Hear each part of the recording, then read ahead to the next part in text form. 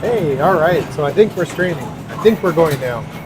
Yeah, got this little set up a little bit different in OBS. So I think it's working. I think. Is it working? Test, test. Can you hear me? Hello.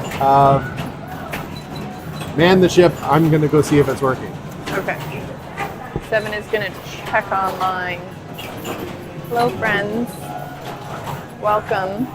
Thank you for joining us today on December 30th. It's almost New Year's. We pretty busy this week, so we thought we'd do another live stream. I know we did one last week as well on YouTube and Twitch.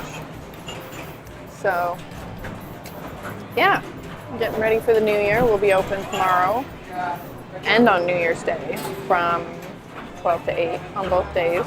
So, if you're looking for something to do after all of your levies, I think that's what they're called, then come on down to 7's Pinballorama. Unfortunately, we're not having a levy, but we can be like you're in between, have a little break in between all the levies on New Year's Day. And if you're not from the island, hello. Oh, hi, Stefan. So nice of you to join. An extra dude, hello. Thank you for joining the stream. Levies, as I understand it, on New Year's is essentially you go to people's houses and you get a free drink at all the houses you stop at. So if you go to a lot of them, you could end up just as drunk as the night before. So we're like an in-between thing, you know, if you need a break, come get some candy, have a soda instead of another drink. And that happens on New Year's Day, but we'll also be open, so if you want to do something different.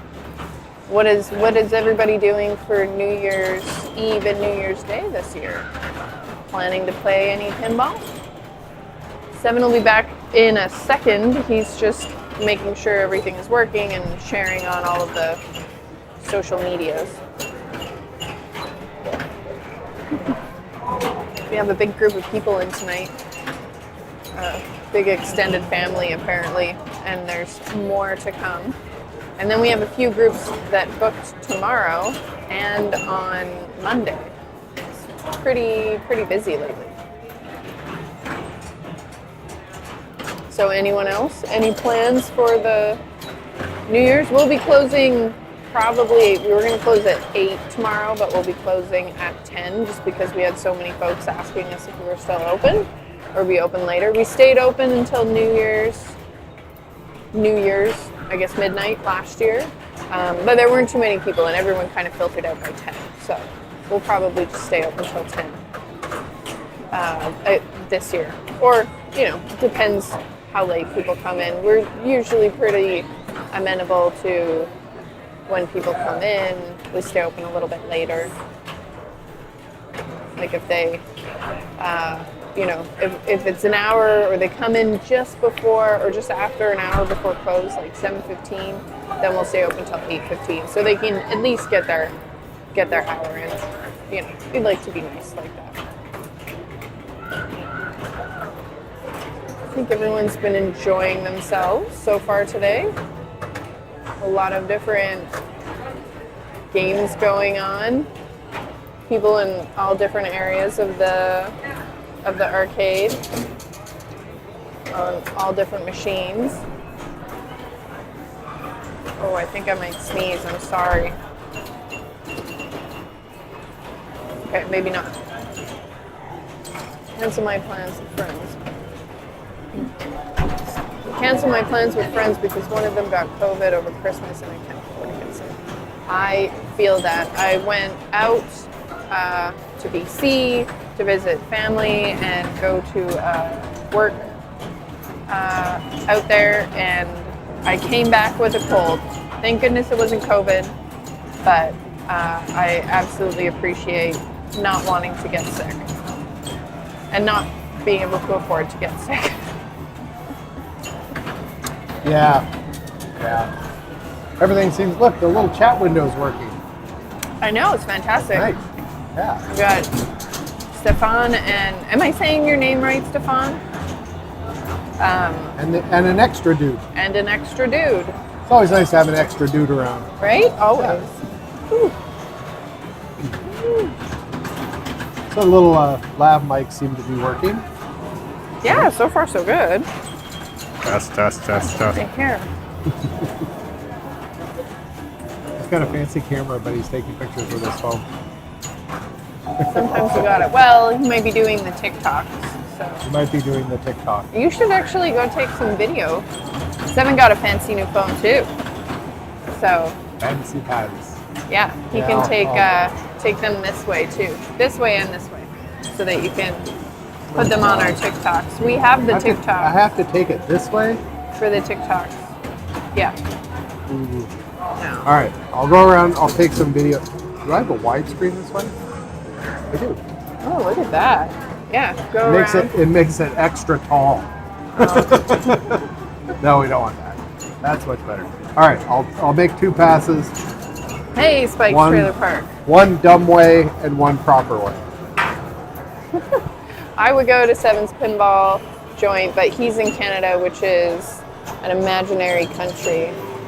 Where are we? That Canada is an imaginary. Where are you? I mean, Spike's Trailer Park. That we're an imaginary country. We're pretty full for an imaginary country. Got a lot of really good imaginary vibes going on here. Imaginary groovy vibes, that's for sure.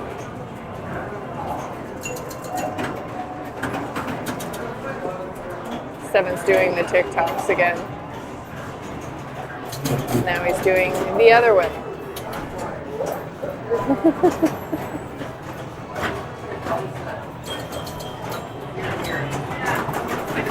It is pretty, I mean, we're not overfilled. We're at a good point. Like about 30 people is pretty good. People can still move around and there's enough games that people can swap.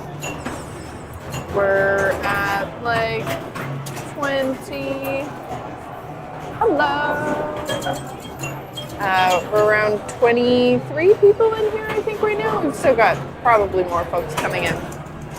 But it's a good, between 20 and 30 is good moving.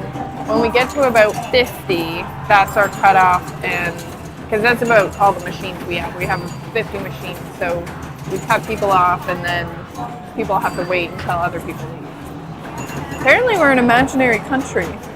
Yes, that's true. According to who? People who are outside of the imaginary country. That doesn't help me understand. It's like the never-ending story, but we're the imaginary. I don't know what I'm trying to say. I'm trying to say something, but I don't know what it is. All right, I'll be right back. I want to make sure no. that they know there's the credit button. So here we go. Did you figure out how to add here's that? my Okay, shot. excellent. Stop doing the thing.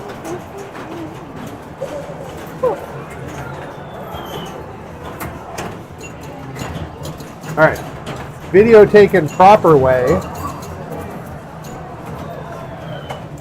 Look at how nice that is. Streaming a video on video. You can see both sides of the machines.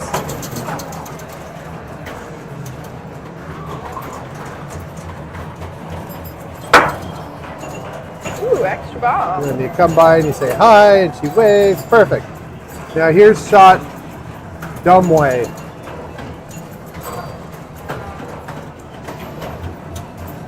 You can't see anything. Tell that to TikTok.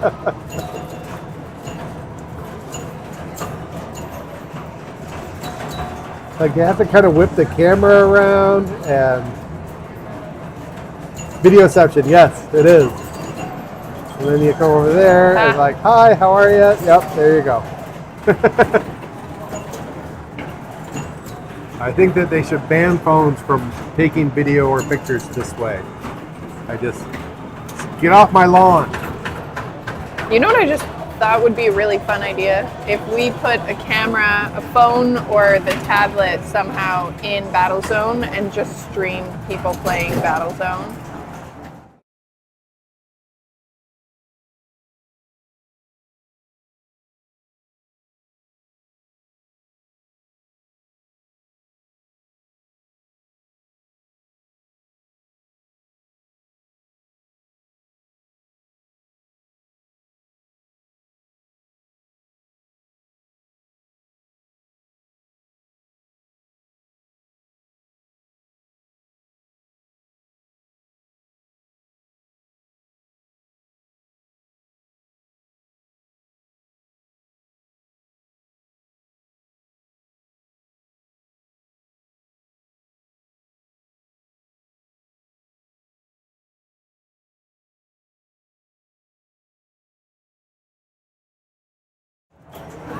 I know what it is.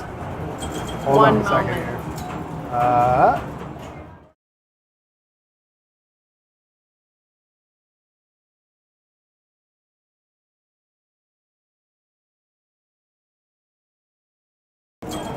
Can you There we hear go. us now? Sorry about that. Oh, I think I was saying you guys don't even have proper bacon. Sorry, someone had. Well, see, but we do. We have strippy bacon that we call bacon, and then we have slices of ham that we call slices of ham. We just don't call it Canadian bacon. Well, then there's like back bacon. There's lots of, I mean, you fry up pork, it becomes bacon. Or you bake bacon. Baked bacon? Yeah. Bacon. Bake bacon. Bacon. My Your ears can see now. You're not having ear hallucinations? Oh. Hello, Man Chicken. Thanks Man for Chicken. joining us. Bacon fight. I am sure, as a Canadian, that someone out there has done a bacon fight. I would not be surprised if there wasn't already a bacon fight that happened somewhere. So the one thing that's different about this, I like when you stream on Twitch with OBS, they can show you how many people are in chat and how many people are watching. And there's a big. way to do it here, I think. I don't know, maybe.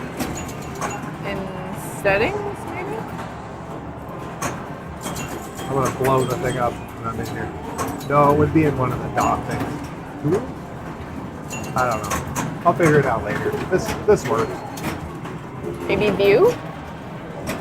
Maybe this guy? What's this? This one. All right. Strange you can't open that in another window.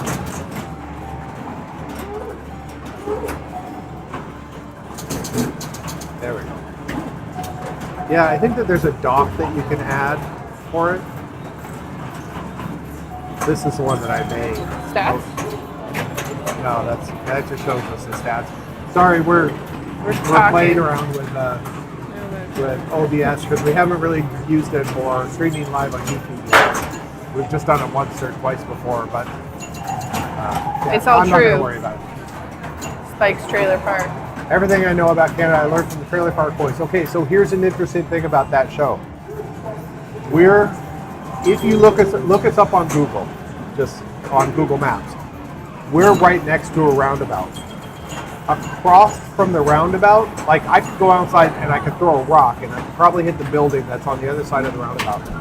That's it's called JR's Pizza, but it used to be called JR's Bar. And right behind that was a trailer park. And guess what Trailer Park Boys was based on? The people that go into JR's Bar and the people that hung around that trailer park. How did you find that out? Someone told me. Someone on the island told me. And I looked it up, and sure enough, that's it. That's pretty It's crazy. like just right over. Like I could probably wireless with the camera and go over and go. I'm gonna try it. Is it raining? A little bit.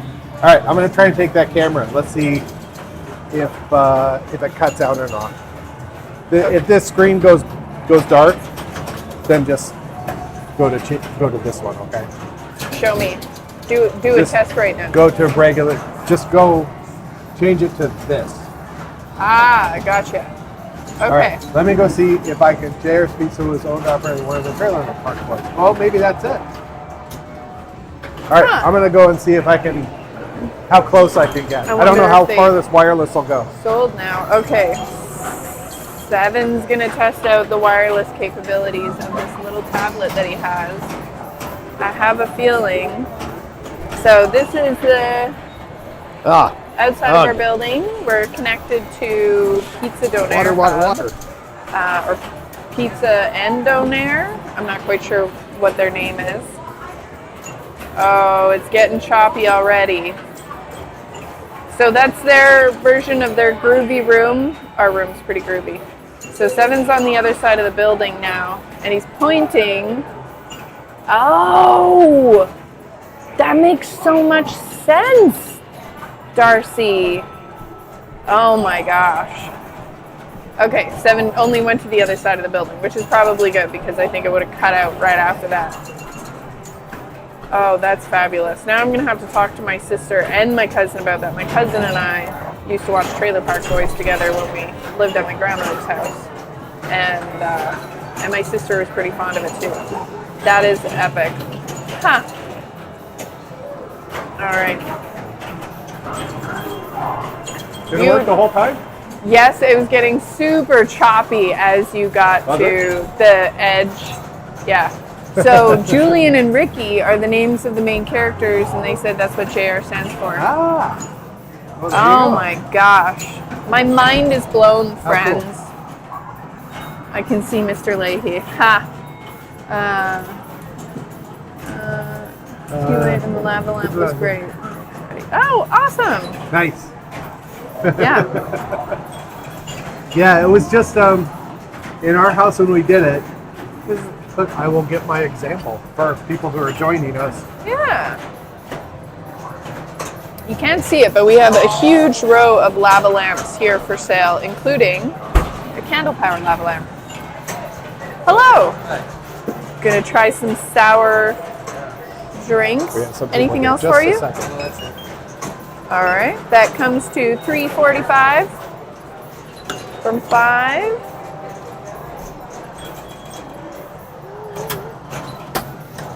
$1.55 is your change. We also have sea monkeys on Mars. They are. They were pretty popular this Christmas.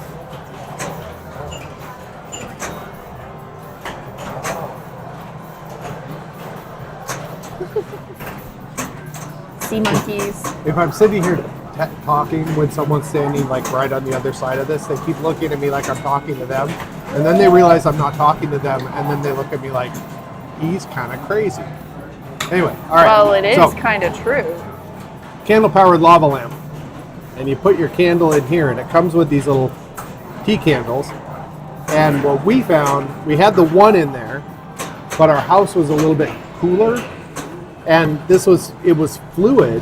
The wax had melted enough, and it was kind of, a little wavy in there, but it wasn't quite hot enough to get it to lift up. So when one of our candles basically used itself up, I took this, I flipped it over, and then I put the next candle on top of it. And the minute I did that, it started glowing. So it worked really well. Yeah, these are really cool. I like them. They're We've done twice now. We've done it with power outages, haven't we? Yeah, I think so. They're pretty fun. They're groovy. I'm gonna fall off. Oh, please be careful. Trying to pick something delicious? Yeah. If you've got something in mind, I might. Oh, you picked something out. Excellent. Rolos. Can't go wrong. Anything else? Anything to drink? No thanks. Okay. $2.24 is your total. You can tap or insert, whatever works for you. Perfect. All right. Enjoy. Thank you. You're very welcome. Rolos. I hope we're all kind of crazy.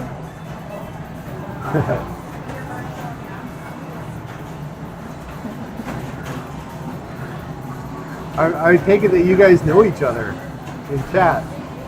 Excuse me. Darcy and Stefan. That's pretty cool.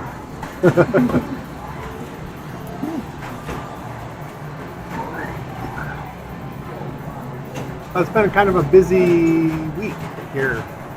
Yesterday was like stupid busy, but The display is out on Blackwater. oh yeah, look at that. It was working a couple minutes ago. I will go look at it.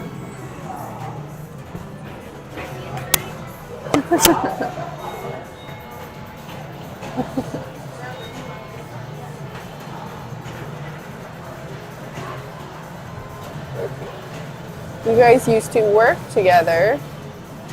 Oh. Look at that. Seven's Pinballorama, bringing people together. Well, it looks like the display is fixed already. Seven took his lav mic off, so You can see him working on Blackwater over there. Oh, maybe, I think I know what was wrong. The balls there's 6 balls in there, and they all get jammed up. And if they meet down, or no, not 6, sorry, 3 balls in there, and sometimes they hit all together down at the bottom, and then they get stuck, and then that kind of shuts the game off. Were they all jammed down at the bottom? So it apparently had some sort of aneurysm because there were 4 balls up at the gate. 4? It looks like there's space for 4. I have to look up to see how many there's supposed to be in there, but I think 4. But there were 4 balls up at the gate, and the gate wasn't dropping, and the displays were dead. And then when I reset it, and they all came down, they all got jammed. So, Stefan and Darcy are reminiscing. They used to work together. oh, And Darcy's daughter is going to be 20 in a couple of days, and we can't believe it. happens fast. Seven's daughter's coming to visit us next week. She's still in Vancouver. I shouldn't say still in Vancouver. She's in Vancouver. And we moved here 4 years ago. Yeah, right before the pandemic, this fall before the pandemic. I was working for a company in Vancouver, and I was able to fly back. They flew me back in December for some December event that they were doing. And then after that, everything was shut down and locked down, and then it just hasn't. Then a couple years later, of course, this opened, so I've been crazy busy with this. So we haven't had a chance. So we decided, I was going to go out to Vancouver because I haven't been out there since that last trip. Yeah. But then it just seemed to make more sense to have her out here. She's never been to Halifax or, anything the like Maritimes, that. really. Yeah. So we're flying her out. So She'll be here on Wednesday. Sense. Oh, maybe you should get her to stream with you next week. She will. It's the great pizza exodus. We have a big group in here right now that they came in at 6, and then they had planned to eat next door at 7, and then they'll come back after that.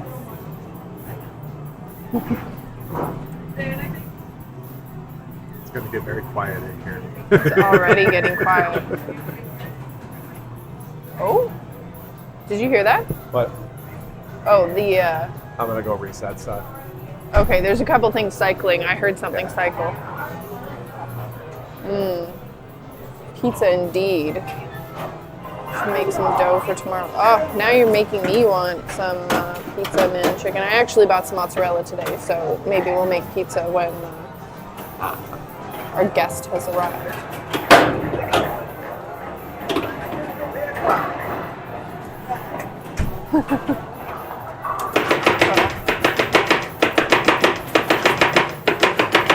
It's so funny. There's a lot of people that really enjoyed the McDonald's pizza. Oh, I think we're gonna get some drinks.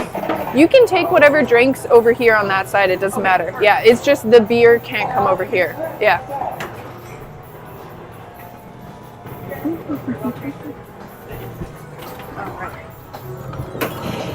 You didn't want to start a tab, did you?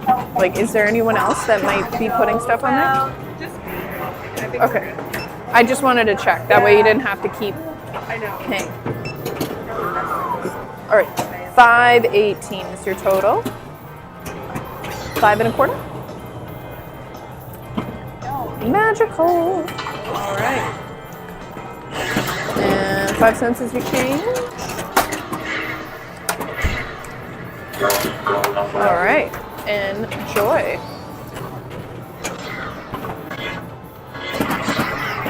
Oh, thank you. Fabulous. Enjoy your pizza. Butter chicken. Oh, delicious. Did you hear that? They're having a butter chicken pizza. I don't think we've actually tried the butter chicken pizza. We tried the donair pizza, which is actually quite good.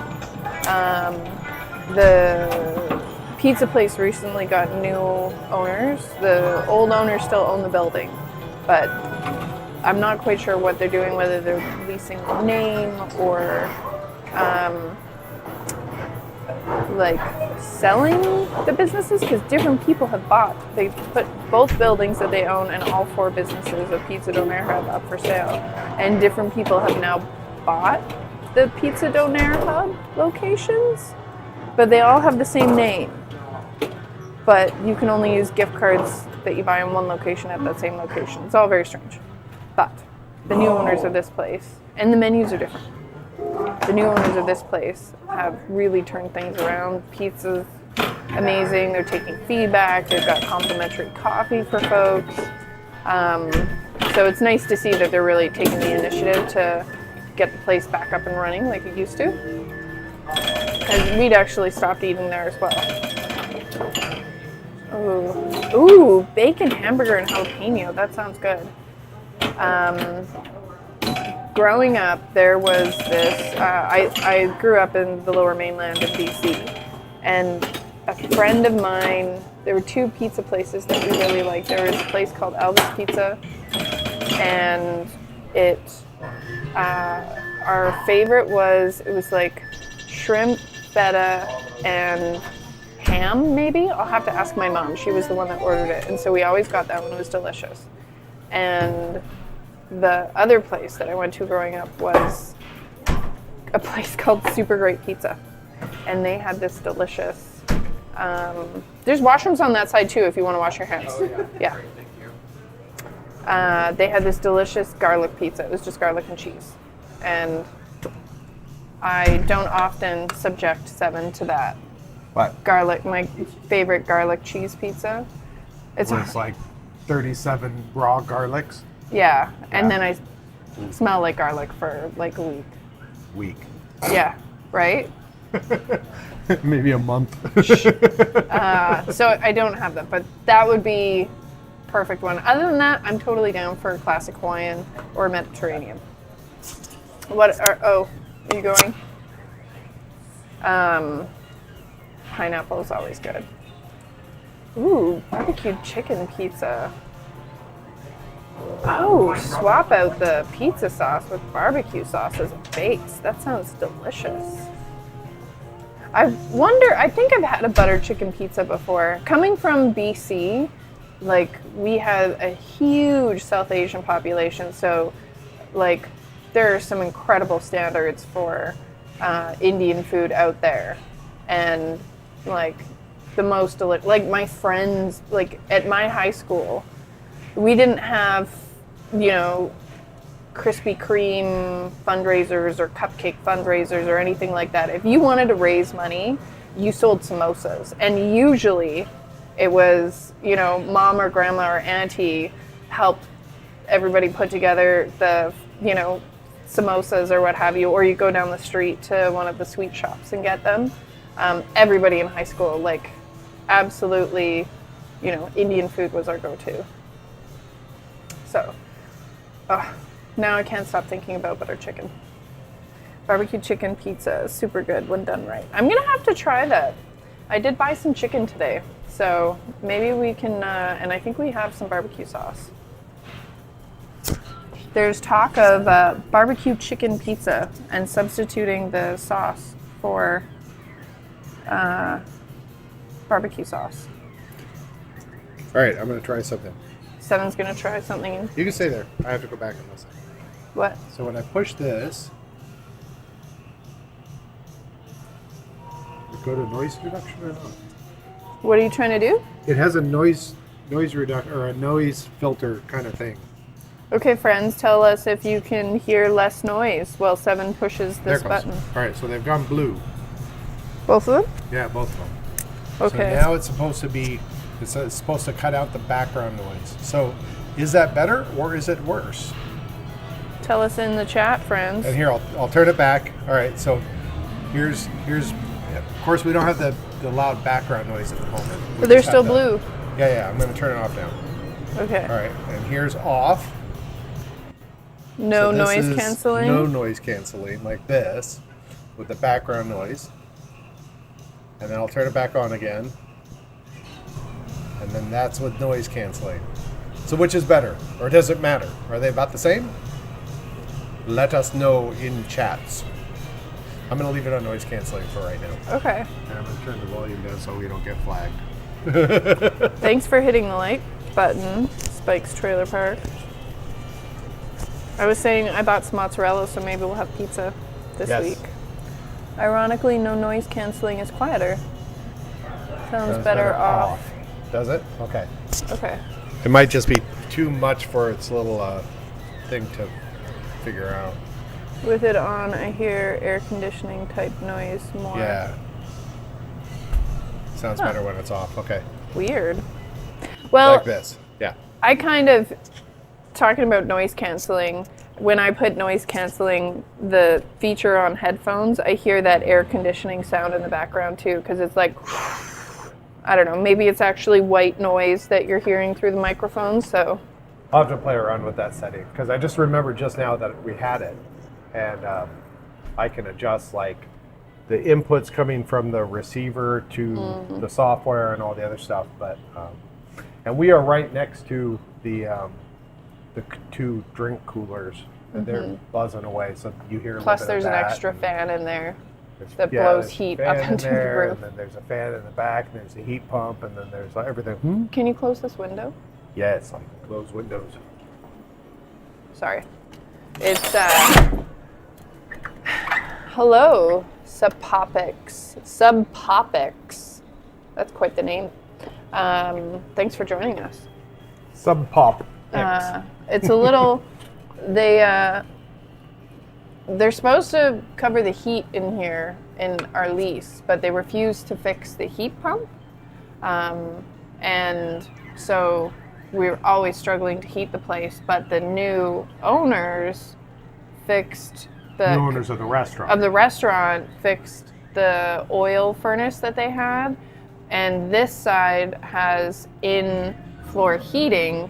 So I think by fixing it, they've given us our heat source back. So now we're not just trying to get this tiny little heat pump to heat the space. So once we turn all the machines on and people come in, then it actually gets a little too hot because we can't control the heat. So we open the windows. But anyways, long story short, 7, close the window.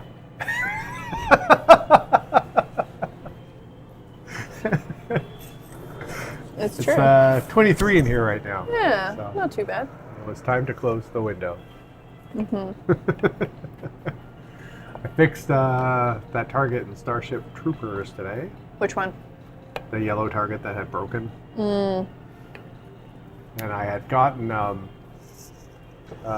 actually go grab it. It's kind of funny.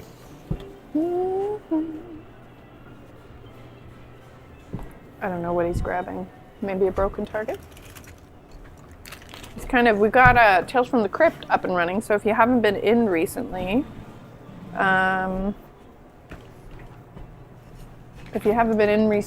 Tales wasn't working, but Seven got it up and running. Was it yesterday or the day before? A couple days ago. Oh, those targets. So Sega came out with these awesome targets. This is a brand new one. So plastic, everything. But if they break because they're plastic, and they do, 2 screws, and it just unplugs at the bottom. So you just unplug it, you pop the new one in there, whatever. Oh, that's fantastic. So one would think these would break a lot, but this right here is the weak spot, where this little corner, that's all that holds it in place.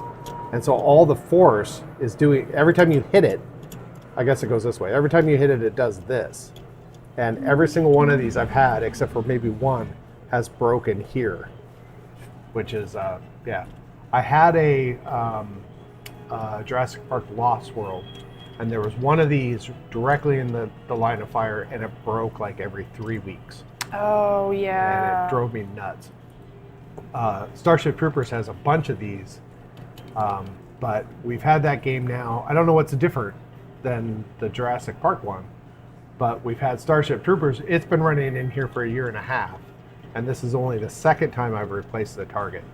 Whereas the Jurassic Park one, it was sitting in a candy store for about 2.5 months, and I replaced this a bunch of times. So it was Yeah, kind of a it was like bummer. every week you were going down there to fix that machine. That machine was a nightmare. So this is the one that broke. Ooh. Um, Did and it so- used to be this color? No. So that was the thing, is that these are yellow targets, and these Yeah. are sort of like fluorescent yellow targets. And it needs to be a yellow target to associate with the light. And I was trying to buy these off of Marco because they were the only ones that had them, but they were always out of stock on the yellow ones. Ugh. And then one day I decided to do a different search because they listed these with compatible with Starship Troopers, but they were always out of stock. And so then I did another search for this type of target, and this one is for a different game, but Let's it's see. yellow, but it actually glows under the black light, Oh, which is nifty. kind of funky. So, but Could all you the clean other ones this have up those. and swap it around so that it still works? This target is still good, so I could actually put it in here if I wanted to. Oh, yeah. These come apart and then this goes in. So I have more of the I bought a couple of these full assemblies and then a couple with just this target. No. So I could swap all of them out so that they all glow under the black lights, but I'm actually gonna it's really filthy. Wow, that's really broken. Yeah. I'm actually gonna see if there's something I could do to fix that because they break here all the time. So maybe if I come up with a clever way to repair it, then yeah, because the Jurassic Park one broke here. I think every time it broke here. Anyway, I can't believe there's like no people in here right now. they're all having pizza. I know, it's just so quiet.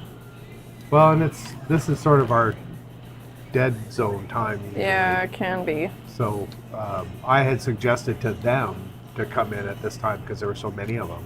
Yeah. And how many ended up being 15, 19? 19, I think. Yeah. There might have been another one we didn't keep track of. So I suggested to them because it was such a big group to come in at that time when we normally have our slower period. But last night we ended up getting a whole bunch of people in at like 8 o'clock. Yeah. And then it didn't stop until that. Yeah, I'm gonna go for these 18. Yeah, they've got like another 45 minutes to an hour. Some of them came in staggered, so we'd probably let them stay a little bit longer so that everybody in the group can stay until the same time. It's just nicer that way. Oh, now I'm hungry. I actually bought some bacon today. Delicious bacon. The meat section was surprisingly empty at the grocery store today. Not that you need to know about my shopping experience, but Quality Streets was on sale though. I got some of those. I always buy them after Christmas. What was your favorite food that you ate over the holidays? Since we're talking about food right now, talking about pizza and bacon. Or what is your favorite food to have over the holidays? Whether that's like something on New Year's or Christmas or Hanukkah or whatever. Holiday season shortbread cookies, perhaps? Well, Seven's grabbing the... Where are we going? Up here. Over here. So you can see double. So funny how that one's a little bit dark. How's that look? Oh, that's fine. That's okay. Yeah. Philly cheesesteak. Oh, next day turkey sandwiches. I was saying, what was your favorite food to have over the holidays? Oh my God, we're big. Whoa. Next day turkey sandwiches are delicious. I was actually trying to see if any of the turkeys were on sale. Absolutely not. Turkeys are so freaking expensive. Better have next day turkey sandwiches to make it worthwhile. And Philly cheesesteak. We made I think we've only made Philly cheesesteak once. I'm gonna put us back over here, Make it a little bit bigger. and then we'll put. But it was delicious. Where do we want this one? We'll put it up here. Any secrets to your Philly cheesesteak recipe? Spike's Trailer Park? There. That's okay. I heard a Needs car door. cheese and steak. Well, you never know. Isn't there green pepper in it Green too? peppers, onions. I think. I think I have a video on my Instagram of me whipping Philly cheesesteak cheese one time. We were just talking about the video that you made when Ribeye. when my daughter Emily and we were making schnitzel. Yeah. And I was pow, pow, pow, pow, pow, pow, pow. Trying to flatten the pork out to be paper thin. It's probably on Facebook. I could probably find it. It's actually pretty funny. The Grayland's Schnitzel House. Yeah. Oh, we have to post about our Pokemon gym. Oh yeah. I went back to BC and my friends apparently all still play Pokemon Go. And they made me download Pokemon Go, so I've been playing. And it turns out that somehow we have a gym, a Pokemon gym on the phone app here at the Pinballorama. So you can come play Pokemon here. I don't know anything about it. I've never played it. Well, you said, throw this thing at that thing. And I Yeah. did, and you went, oh, good job. And I was like, I don't know that. Okay, go. Yay me. No peppers and onions are an option. Seven would probably like that. Seven's not a green pepper fan. I like green pepper. It's just on certain things. Ooh. And you kind of need it in, like, Cajun cooking and Yeah. all the other stuff. But I don't really like it on things like pizza. But, oh, here they come. They're coming back. New Year's Eve Chinese takeout, the best. We actually had Christmas Chinese food because we worked here. We worked on Christmas, and it was actually we streamed it. It was fairly busy. Yes. Lots of people coming in Christmas Eve and Christmas Day, and then we went in and picked up Chinese food for dinner. Well, and because we were sitting there going, oh, yeah, what's for dinner? I think Chinese is open. Yeah. Let's go get Chinese. We totally forgot about it. We need to plan on a dinner. well, all of the people that hosted Christmas in my family pretty much stopped, and/or I became the black sheep of the family, so I wasn't allowed to go to Christmas anymore. So we just started How was having. your pizza? It was good. Yeah. Excellent. Look back for refreshments. Perfect. Is it cold? You can get whatever you like on this side and take it over there. They're gonna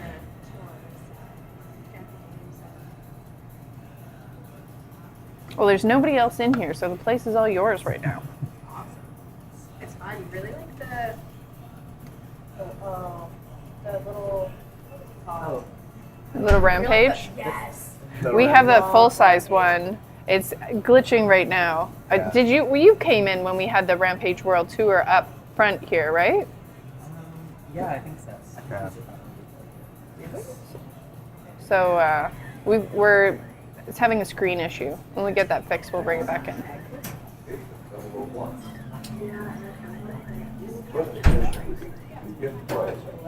Oh, I'm glad you enjoyed the Christmas stream. Should we just call you Spike? SPT? I hope that doesn't stand for something terrible.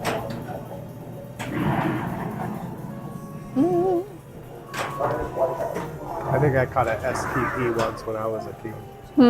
I caught an STP once, but Don't I want saw to a know. doctor. And Don't cleaned want to it. know. Fix it right up. Stop. A little bit of lotion. Nope.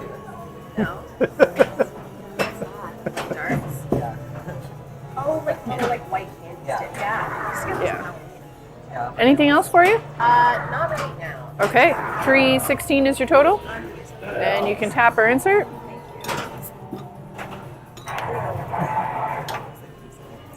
If you're waiting for a sign, this is it, or maybe not. Enjoy. Right, no, we'll clear that up. Yes, a nice, soothing solve. Okay, no, why we were supposed to be talking about food. Well, we weren't supposed to. How did we go? Why from food to? All right, I'm just gonna call you Spike. That's it. Yeah, what machines do I have to work on next? I have time zone over there. One of the solenoids in the back box melted severely, like impressively melted.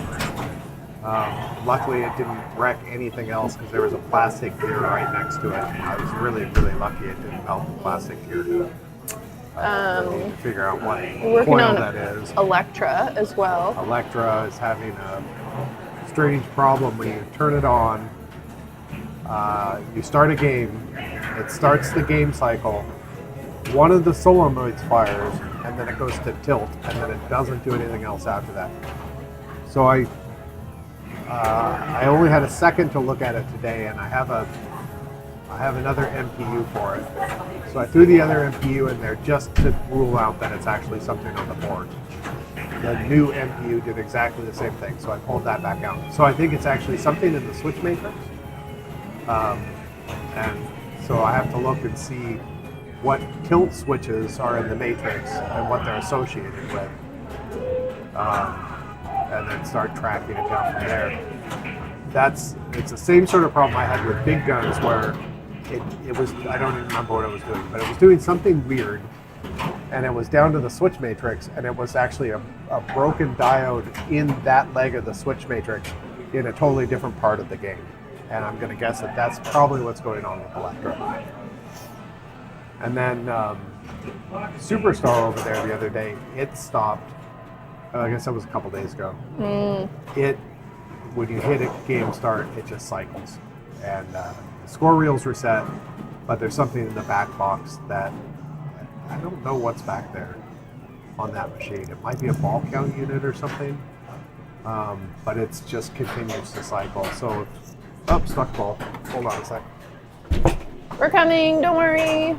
Oh, we started a 2-player game. You have a stuck ball somewhere? Where is it? Hot Wheels stuck ball. Oh, it's right there. Oh, There it comes. the card is coming back. You're gonna get all of your pinball sounds now for the people that want pinball sounds. Did it work? Oh, stuck again. There, you got it. Okay. I have to change the balls on Hot Wheels. Oh, are they getting a little rough? Yeah, that one looked a little banged up. So we'll do that. You know, we If it were clears out tonight, then we'll swap them out. We bought that machine brand new in the box, and it did not include all the balls. Yeah, it's supposed to have 5 or 6 balls, and it 6. came with. 5. Is it 6?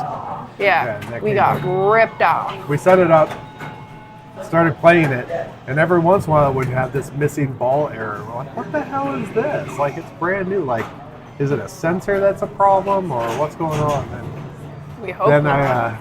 I opened it up to look at it to see if maybe one of the, like, I didn't know if it was manual switches or optical switches in the trough, but just seeing if those were all connected or whatever. And then I saw when I took the lockdown bar off, it said install 6 balls, and then I looked at it and I went 1, 2, 3, 4, 5. Oh, okay.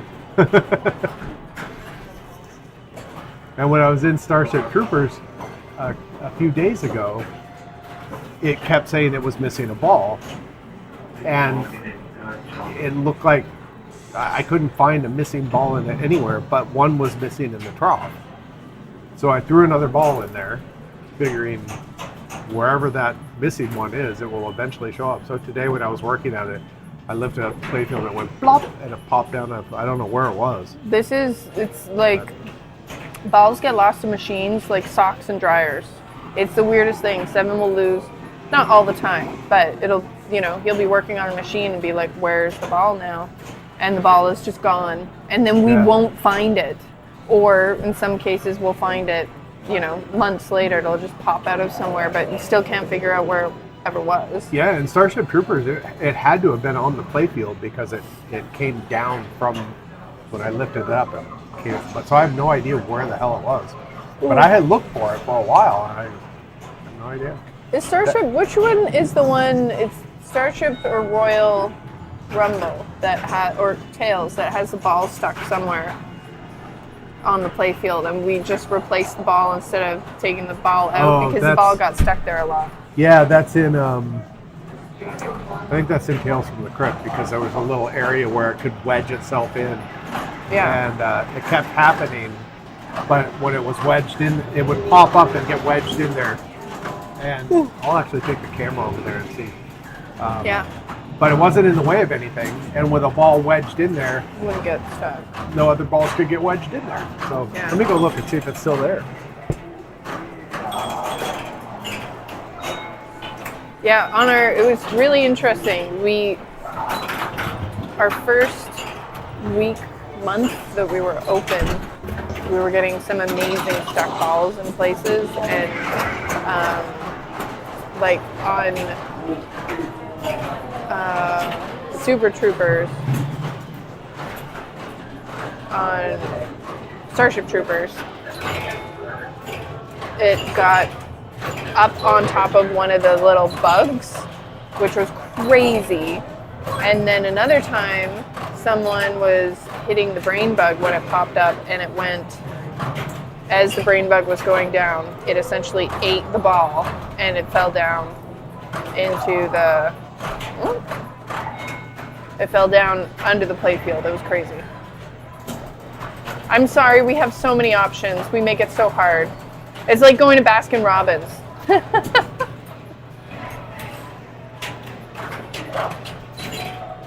Seven's trying to connect his phone right now. Anything else for you? All right. Look at that. How fancy That is comes that? to 213 from 20. Now we're on my phone.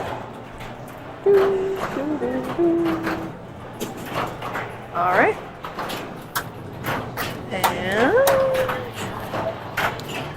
17. 85 is your change. There you go. So you can see Enjoy. it's right there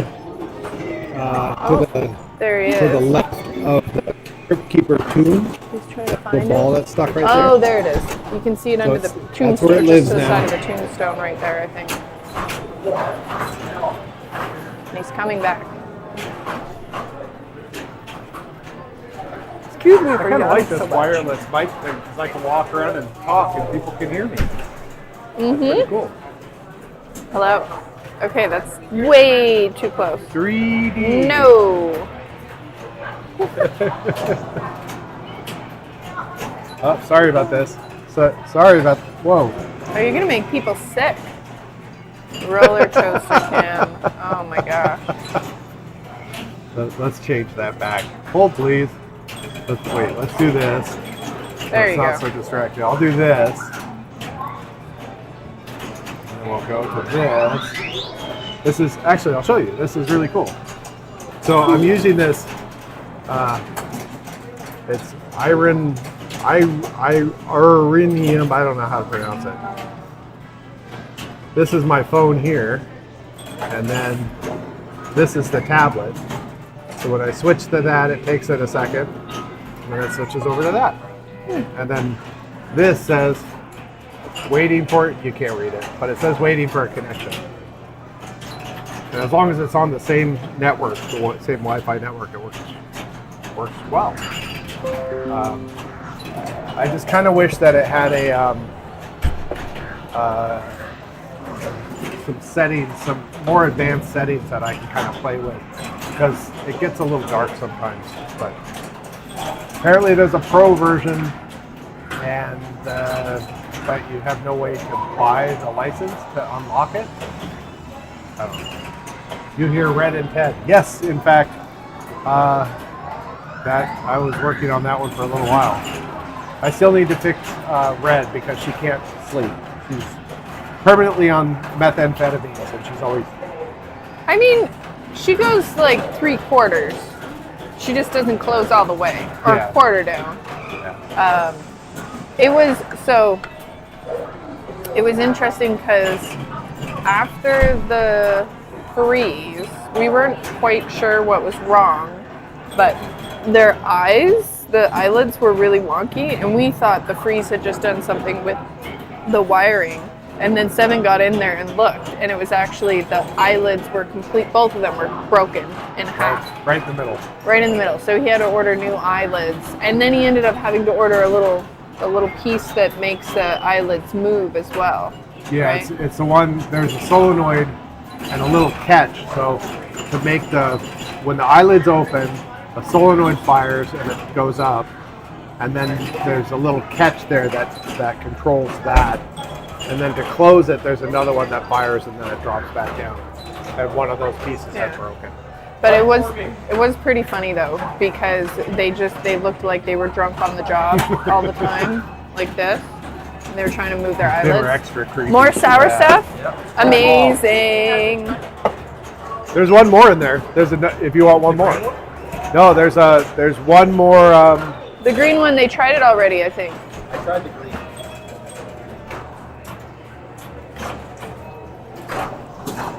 Oh, the black cherry. Last one, black cherry. Haha. Amazing. All right. Anything else for you? That's it. Okay, 1380 from 20. You guys have bags? I don't. I have a little carrier though. Yeah, that'd be good. Okay. They're right down there. All right. 620 is your change. Enjoy your sour There stuff. you go. We also have a bunch of other Warhead stuff, just so you know. We've got some candy over there, and then we've got the classic Warhead little candies for $1 over in the corner. They just bought every flavor of the sour candies. Anyways, yes, it was very funny. I joked about how Red and Ted were drunk on the job, and then Seven fixed them up. But now apparently Red's, on meth, amphetamines. Yeah, I think it's Or that just a lot of same coffee. piece that broken Ted. I think broken Red. She's not as hard to tear her head out of there, but Yeah. it's a bit of work. I'll be able to pull her face off and actually see if that's a problem. I really wanted to switch their faces though, because I think that would be hilarious. But I don't know if it may or may not work. I mean, it was pretty creepy when you had them, creepy enough when you had them out. It was pretty crazy, all the different things that broke in that Yeah, for freeze. sure. Like, the eyelids broke. I'm sure it was, the plastic froze, and then we got the machine back on, and then it moved, and then it snapped. I think because it was so cold, and it's just such a tiny little bit of plastic in Yeah. between there. I And- saved both sets of eyelids because that's another thing I want to see if maybe I can Restore. rig it back together again, but maybe heat up a little metal rod, push it in there on both sides, and then glue it together or something. I don't know. Yeah. Just to have as a spare. Yeah, then we had back glasses, score reels. Roller games exploded that day. Oh, Something- yeah. Something went on with A that. couple of fuses went, and then something else happened with roller games. There were a couple of machines we worked so hard to. We had it took a really long time, a couple weeks for them to get back up and running to how they were before the freeze. So The we're really worst of it though was the back glass damage. I had my escape ball back glass was perfect, and now it's got Your cracks Dragon. and broken. Dragon. Dragon was perfect. Now it's all screwed up. Triple Action and Superstar were the worst, but they were kind of anyway. yeah. Palooka, I think, didn't have any more. What do you call? Spectrum also had Spectrum took some damage. Yeah. What's interesting is we had the Strange Science. It had been left, I think, in storage, and it got too cold, and we didn't realize that it was paint instead of a translate, and so the paint had bubbled, but that one actually looks quite good because it looks Yeah, like it's these not too weird bad, little yeah. electrical like lightning bolts going through the hands and stuff now, so that one actually doesn't look too bad. Can't believe I did that. I pulled all the back glasses. We had all these boxes filled with back glasses because we didn't want them in the shipping container when we Yeah. moved. And just Strange Science, I just thought was a translate. Yeah. We pulled all of the ones that were paint and we put them. You have to get the special face puller tool from the manufacturer. Is that a real thing? I'm sorry. Is that real? Not that I know of. Okay. Tell us if that's true or not, because every pinball machine is different. There could totally be a face puller tool. Oh my gosh. I can't wait until we get Big Lebowski. Yeah, it's close. Getting Yeah. close. So we're probably next 2 games that we bring in will be Love Strange Science, high cell processing, Strange Science when it works. Yours not working for you? Ours has been pretty good. It's got a pretty good run. Sometimes the ball gets stuck on the upside down collider thing. Yeah. That's the only spot. Oh, I was actually Strange Science had that problem yesterday. The little ball kicker at the lower left side. Someone came over. He was like, "I got a ball stuck." And I went over there, and there's a ball wedged right down in that little area. I'm like, there's supposed to be a post here. Lifted it up, and that whole assembly had come unscrewed from the bottom of the playfield. So when I lifted it up, it's just sitting there dangling. And I was like, well, there's your problem. And all 4 screws had fallen out, and the holes that those screws went in looked a little larger than they should be. Like it had been reefed down really tightly at one point. So little wood fill, some skewers went in there, rebuilt it, cleaned it all up. And actually someone had mounted the solenoid on sideways, so you couldn't really get it. The solenoid is just where the lugs come out, should have been out, but they were to the side. So it was pretty tightly packed in there. Was Hot Wheels a painted glass? Both Hot Wheels and Valhalla are. Yeah. Oh, wow. Valhalla has mirroring on it. Oh, yeah. I think Hot Wheels is. Hey, let's go investigate. Oh, Seven's gonna switch over to the mobile cam.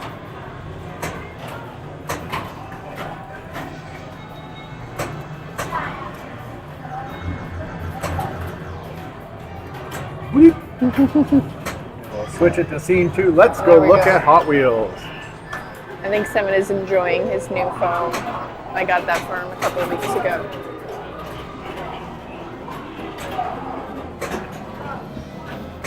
Yeah, that looks like I think it's painted on there.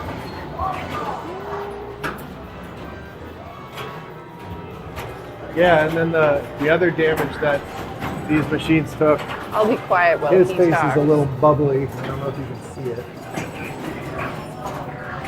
He took a little bit of damage, but it wasn't too bad. And then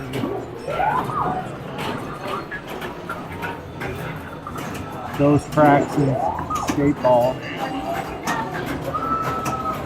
And what else? Flash, the Alien Poker just looks terrible, brand new. Action cam time. Absolutely. Comic got a little bubbly. A little separation there. It's not too terribly bad, but Mars Truck survived, which was nice. Mars Trek. This is a beautiful game. Survived. I'm not sure if Seven's telling you They're the story playing about Mars Frank Trek, Frank but we can tell you after he gets back. He's the old dragon. An idea of how many people are You here. can see in the top a dragon up there. And then these really got Oh, he's damaged. talking about the big freeze. I'm not just talking about, I'm live streaming. Would you like to say hi? No, I'm okay. She doesn't want to say hi.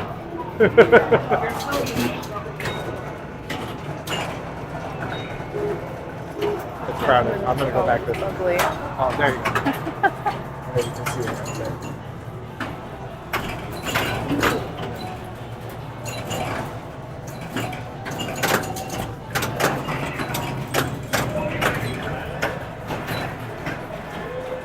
Could be. You might have to have a bubbly personality to be able to, you know, do crazy, weird things to people.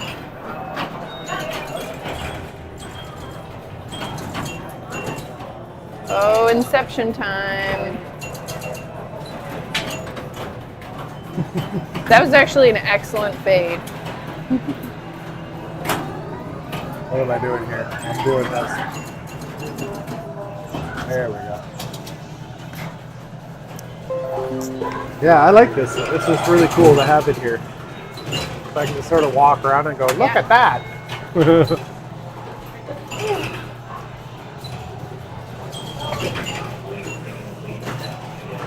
Action cam. I need to get a little thing to put on the screen. Mobile cam. Maybe that gentleman was always bubbly. Maybe he's bubbly personally. Maybe.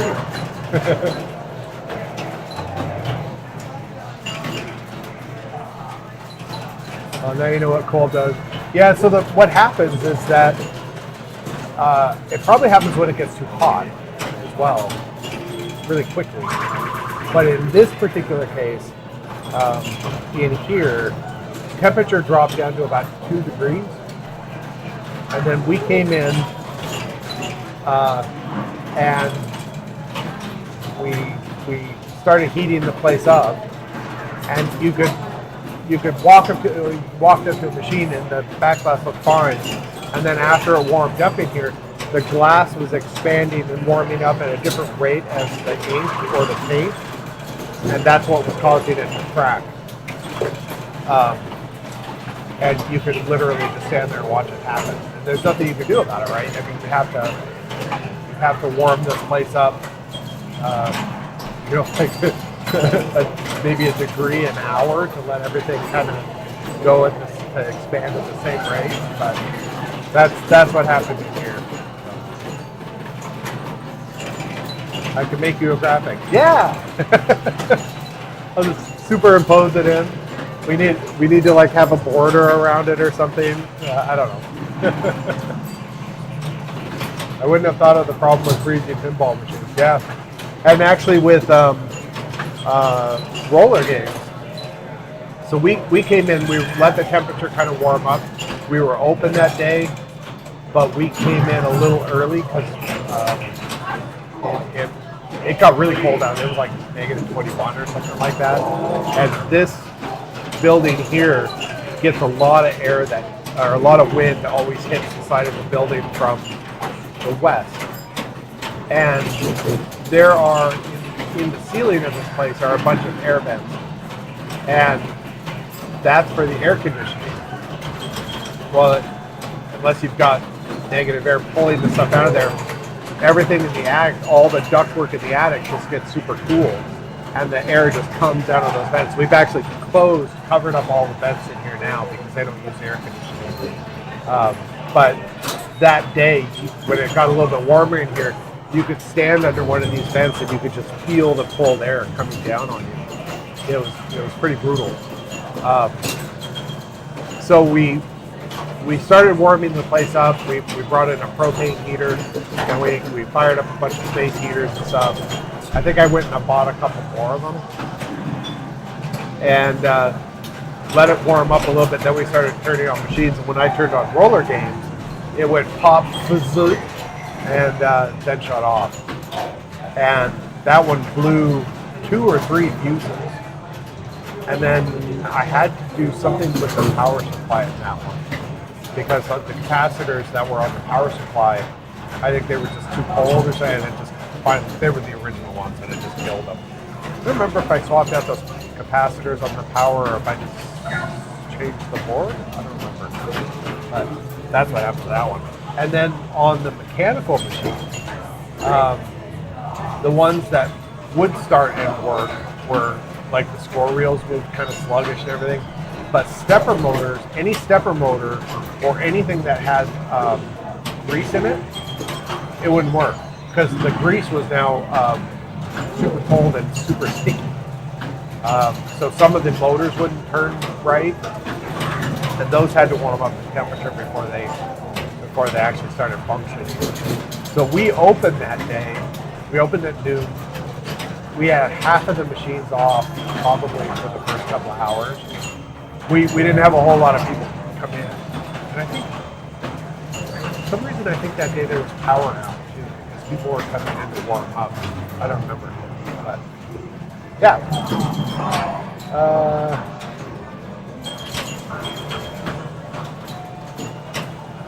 Yeah, expansion and contraction with temperature changes and the paint and glass don't change at the same rate. That's right, yeah. And Chris says, "Spin, love you." I don't know what that means.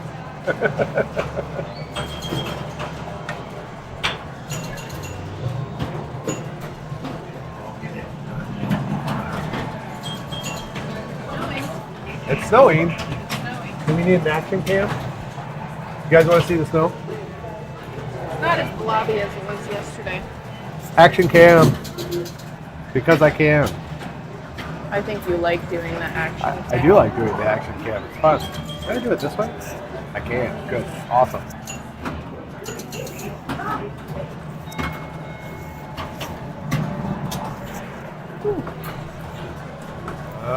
Hold on. We're going to do an action cam again. Here we go. Action cam. Dun, dun, dun. I need action cam music. Let's go You look can at the make snow. your own music. What? Make music as you go. Dun, dun, dun, dun, dun, dun, dun, dun, dun, dun. It's snowy. Oh, there's the Dun, dun, dun, snow. dun. Oh, look. How lovely. Very nice. Let's see how far. Hey, Chris. We Look at the side of the book. spend. Did you mean spend? It's actually 7, but that's okay.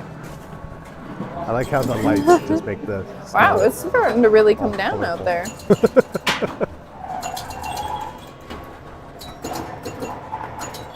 It's really interesting how this island is so small, but sorry, I'm way off to the side. The island is so small, but it has completely different weather. Like 7 was here in town yesterday, and I was at home, and they got like 3 or 4 inches of snow out here, and we got an inch, maybe, at home. Woo! Doing the roller coaster cam again? Oh my gosh.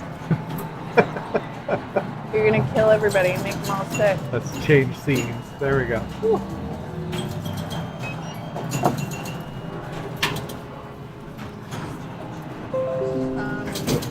You might be able to close the window. I'm a little chilly up here. Maybe I should just. I'll go close it. Okay. I'm a cold person, maybe. Actually, I'll leave. I'm just going to turn the fan off. Okay. I'm still gonna grab my sweater when he comes back.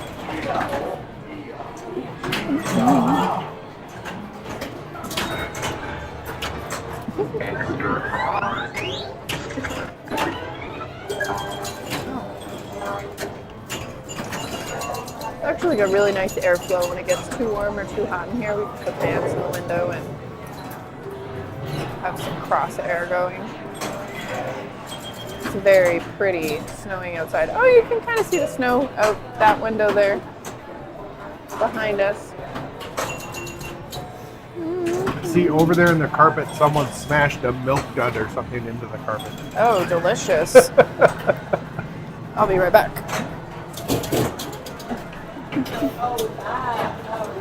We had a guy working in the summer so that we could be open 7 days a week. So he worked on Monday and Tuesday, and I joked with him about some of the perks. I told him, so we're a small business, so we can't offer a whole bunch of perks, but we'll take him and his girlfriend out to dinner once a month, and so we would go to all-you-can-eat sushi. But I also said one of the other perks is you can come in anytime and play. Him and his girlfriend can come in whenever they want and play for free, and he can have all of the floor candy he can eat.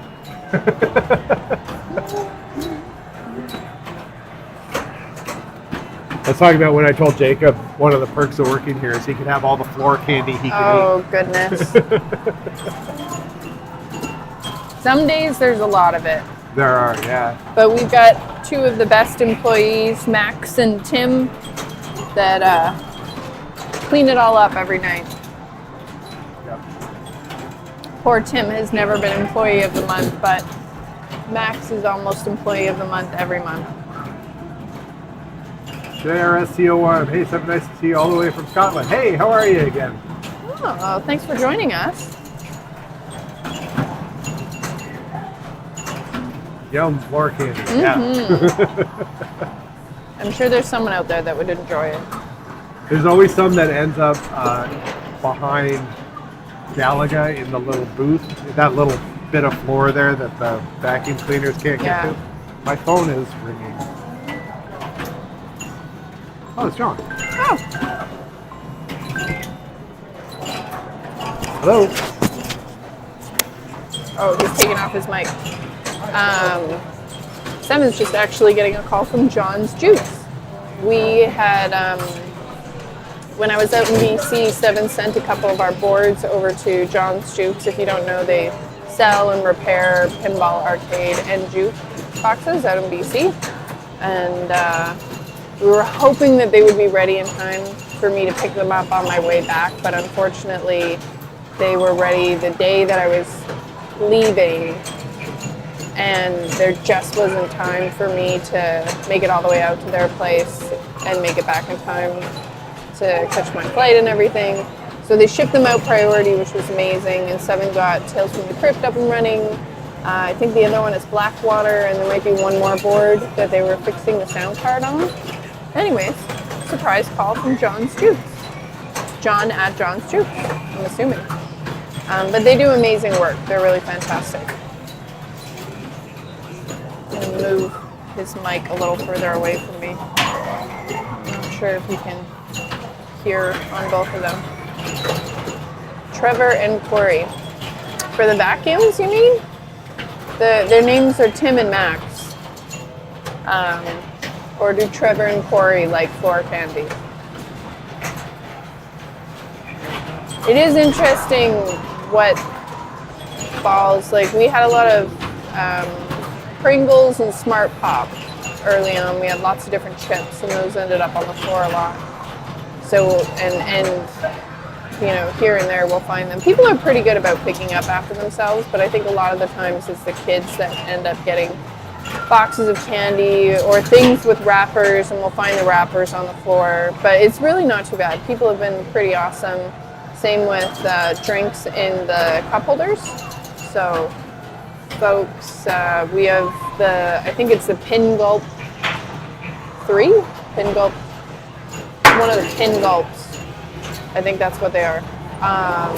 With the removable, you put them on the legs, and you can take the cups off so that you can get in between when you're working the cup holder, which is fantastic. So you can get in between and then put the cup holder back on.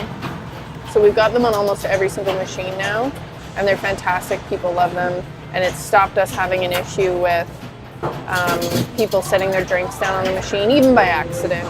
You know, they just don't know where to put it, so we just, and we're okay with the cocktail, like people putting them on the cocktail tables, but just not on the machines, obviously. We knew someone that put some games in a bowling alley, and they served beer there, but a lot of the time, if it wasn't beer, it was pop getting in under the lock bar, and it was just sticky and gross. But considering we have over 100 different sodas now, we have not, knock on wood, had any incidences with soda really spilling on any of the machines. We had a teen hockey team come in once, and unfortunately I don't think they wanted to be here. And one of them, when we had tables set up over on the other side, a couple of them threw a soda behind one of our arcade machines and spilled it all over the wall. And the parents that were supposed to be supervising but didn't and stayed on the other side ended up not caring and got upset when we told them that they should clean it up. Anyways, one of the very, very, very, very few incidences we've ever had. And so they cleaned it up, or we cleaned it up and they left. But yeah, no other soda related issues here. And we have we've had teams, we save all of our bottles and cans, and we have teams and also local students that are fundraising for trips that pick up the cans and bottles. So we have like a football team. I think it was a local team that was picking them up for a while, and now we have a local student that's fundraising for, I think, a school trip to Montreal next year, or maybe it's this year.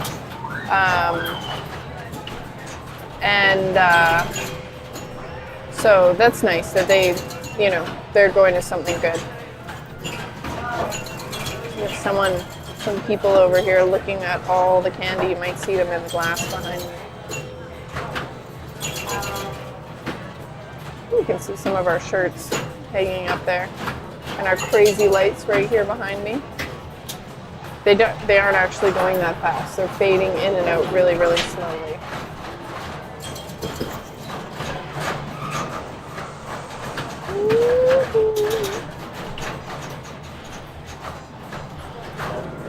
Oh, here comes 7.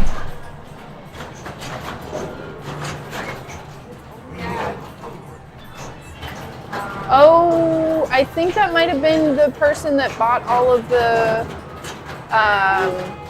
the sour drinks. I don't know where they went. Is it still really full? Okay. If they walk by, we'll mention it.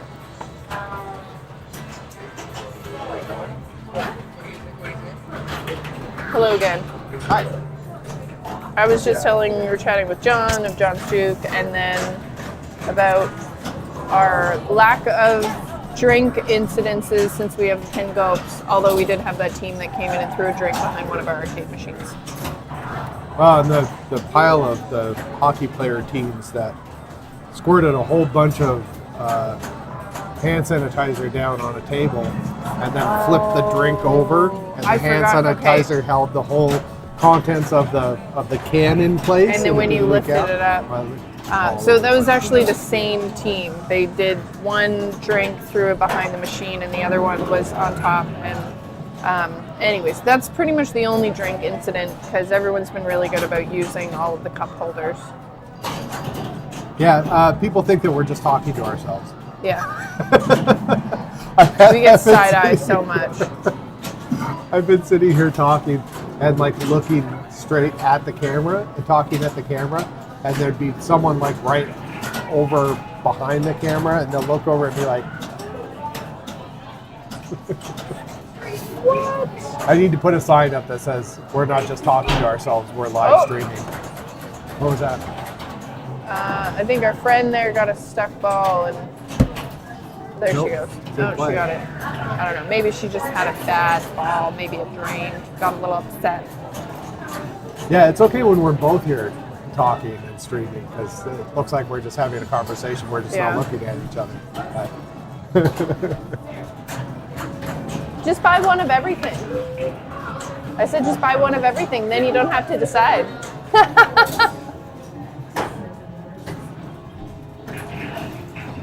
One of the girls that was looking, she just keeps walking back and forth trying to decide what to get.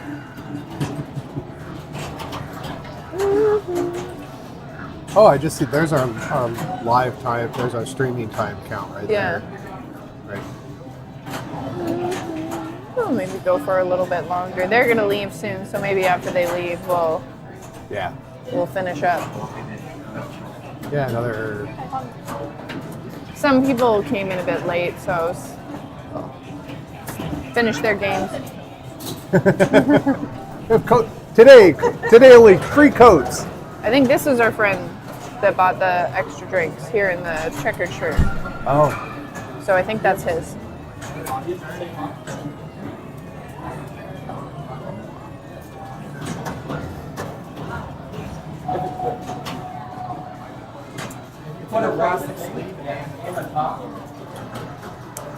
Excuse me, did you leave your drink here when you were buying the other drinks? I must have. I thought so.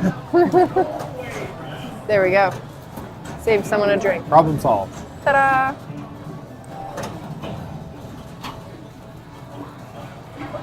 Oh. Good thing we just restocked the drink fridge. Oh yeah, we spent the morning restocking.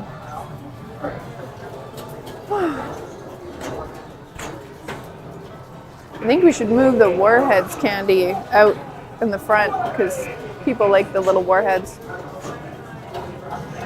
10 o'clock. Oh, it's not quite date night.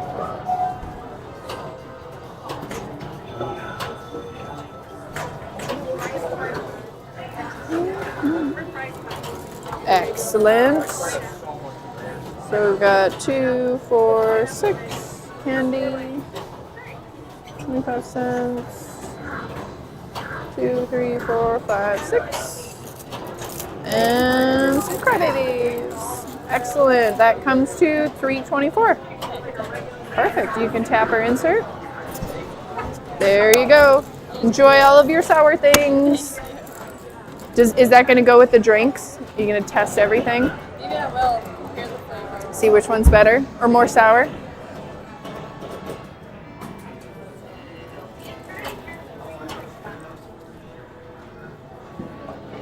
Oh, what was that? Something's vibrating.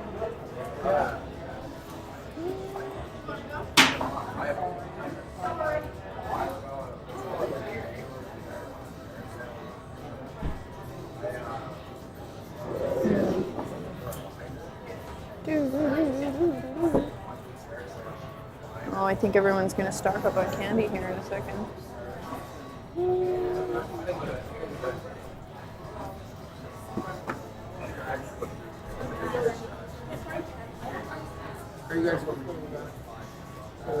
Yeah. Yeah.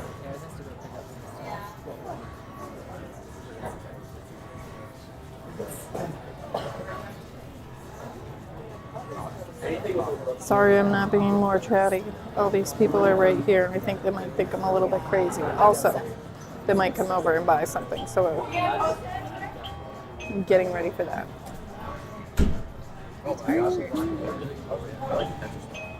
Are you looking at the shirts? So we've got all of these ones, and then the sizes that we have left are listed there. And then we've got a couple in white. Yeah. I'm wearing the lobster one right now with the little Anne of Green Gables braids. I mean, they're not Anne of Green Gables braids. They're just red braids and a hat. Yeah. Totally different. That's cool. I really like that. Yeah, Seven did all of the designs for all of the shirts. Yeah.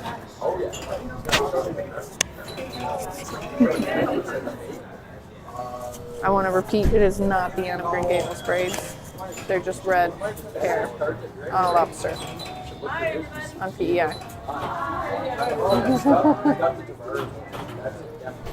Thanks so much for coming in. And we're open year round, so come back anytime.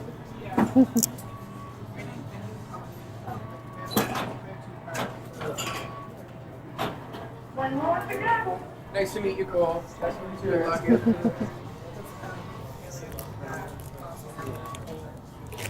Thank you. You're very welcome. Thanks for coming in. You guys have a great evening.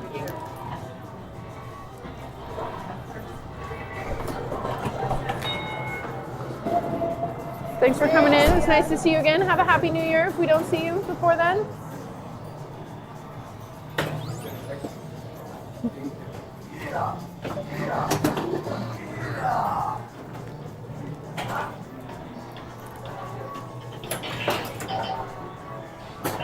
And then there were none.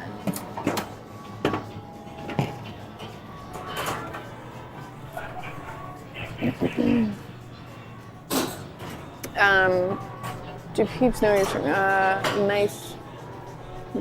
All you guys don't have to deal with beer. So just on that note, when we were opening, we looked into getting a liquor license. But we would have to make modifications, like having a bathroom specifically on our side, which would take too much space away.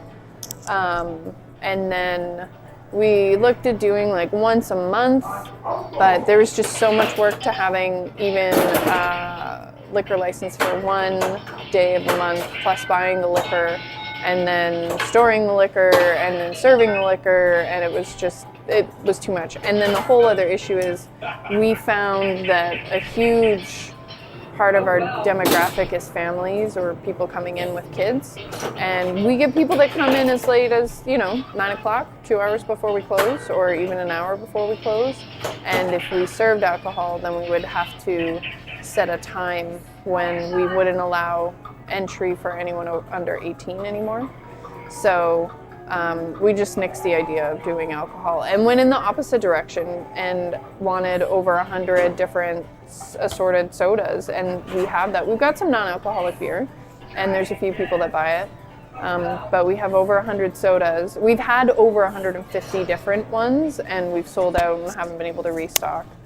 And but the new owners on the other side were able to get liquor license. And so they now sell beer. So if someone does want to have a beer, they can have a beer and leave it on that side, and then they can come over and play over here. They just have to leave the beer or whatever alcohol they purchase over on the other side. And we've had a few people do that so far, including some of the folks that were here tonight. They had essentially taken over the little dining room that they have, that we put up a sign because they were ordering so much pizza that said it was a private space for a private party, and some folks grabbed a beer and left it over on that side, and then came back over and played pinball, and then went back over and had a drink. And apparently Seven was saying there were a couple of guys that did that last night as well. So, works out. Yes, we do have Iron Brew in. Someone was actually also asking for chocolate flakes, Cadbury flakes. Cadbury chocolate flakes. Their parents are from the UK. I'm not quite sure where, but they were asking their mom saw that we had Iron Brew online and then asked her to go see if we also had Cadbury Flakes because she hadn't been able to find it. So we're trying to be that sort of place where you can find things that you're looking for. Like there was someone that came in looking for runts because his wife was after them and we couldn't find any. They couldn't find any, so Seven went online and came back out while the guy was still here and said, found a distributor, found some runts, ordered them, they'll be in 2 weeks. And he came in just before Christmas and bought 2 or 3 boxes for her, and we've sold some too. Cadbury Flakes, all right. Yes, chocolate bar, yellow wrapper. I saw them at the store today, but only in like multi-packs. We want to find the individually wrapped ones. Hello, you're back. You I'm back. cycled all the games, and now we have no people in here. It's very quiet. Mm-hmm. I'll make us bigger since there's nothing else to see right now but us. The camera's a little bit better. We noticed when we rewatched the stream last time that the camera wasn't at a really good resolution, but it seems to be better this time, I think. It seems to be a little bit smoother. Yeah. Yeah. So we'll see if we got Date nights coming in the next little bit. 3 more hours, and I'm gonna guess we're gonna have about a half an hour where it's sort of. But And then we'll the get camera some. that's on you, right, looking at the games console table. It is. So this big one here, I'm using the wireless software, so that's just a tablet, and it does try to. It doesn't lock. I don't have a way to lock in the focus like I do with the other cameras, and it's just it's the software I'm using. So it's the software seems to be working really well. I was using another piece of software that lets you install the driver on the main computer that you're using, and then it's like kind of a virtual webcam kind of thing. And you can use a phone or you can use whatever you want. It connects wirelessly to it.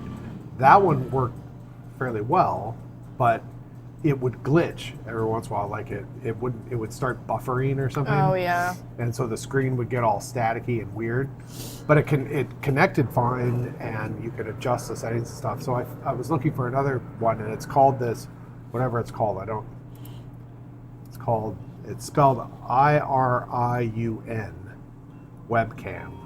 And that's what I'm connecting my phone to as well, so I can switch back and forth and do whatever. And I quite like it. It works well, but it doesn't give me any camera controls on it. So when I set it over pointing in to the arcade, it gets really, really dark, which kind of sucks. So if you have any other, that one's our new favorite, but if you have any others that might have camera controls, let us know. Yeah. Cell Processing says, so I've been thinking about starting a location here, saving up machines for that and putting some on location. How many machines do you have and where are you located? We did the same thing.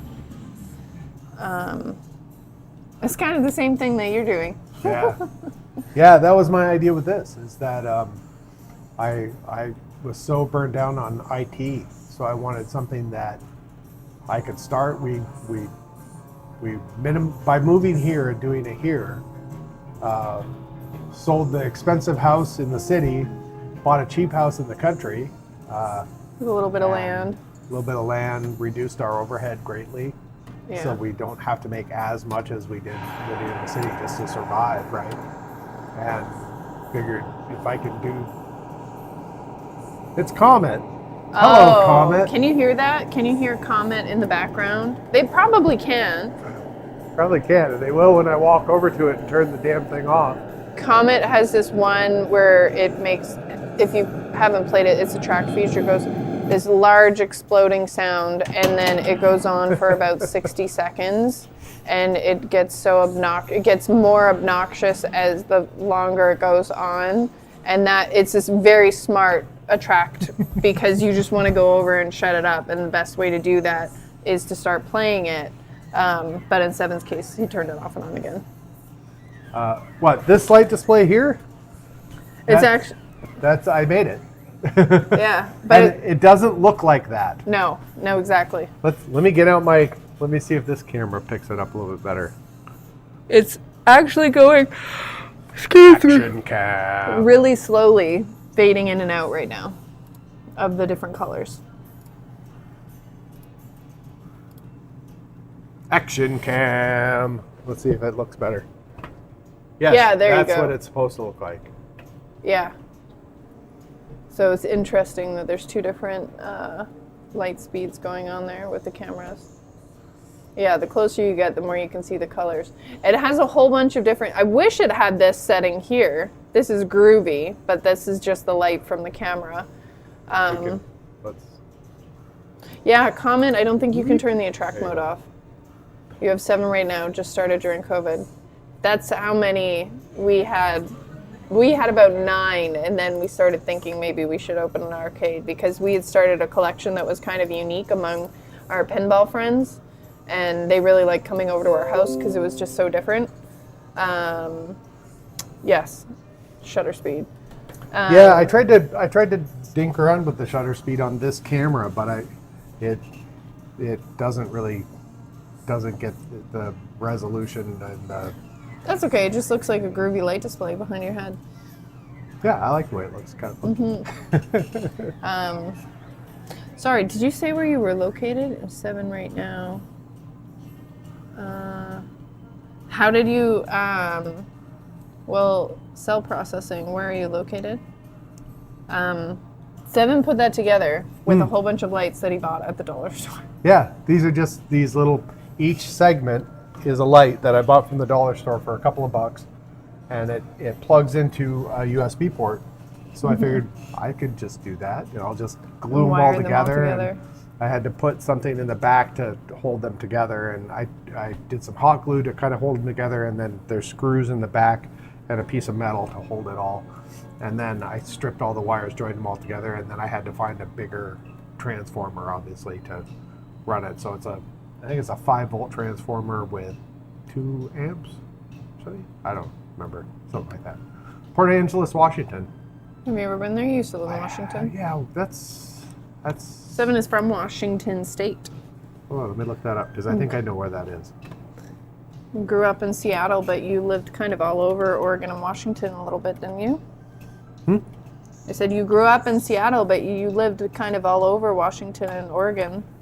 Yeah, mostly on the coast side of things. Port Angeles. Oh, Up there. is Yeah, it? Okay. It's like right close to Victoria. Does one of the ferries stop there in Port Angeles from That's- Victoria? That's Port Townsend, isn't Well, it? maybe there's one that stops in Port Angeles. You never know. It's like right close to Victoria, closer than Port Townsend. Oh, let's go to. Stop doing that. Maps.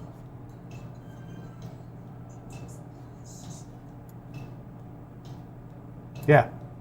There's a ferry line that goes from. Hey, look Victoria at to Port that. Angeles. I imagine that might be a tourist town too, so you could probably open one up there. And I think more and more we're finding a lot more folks that are coming in want to be alcohol free.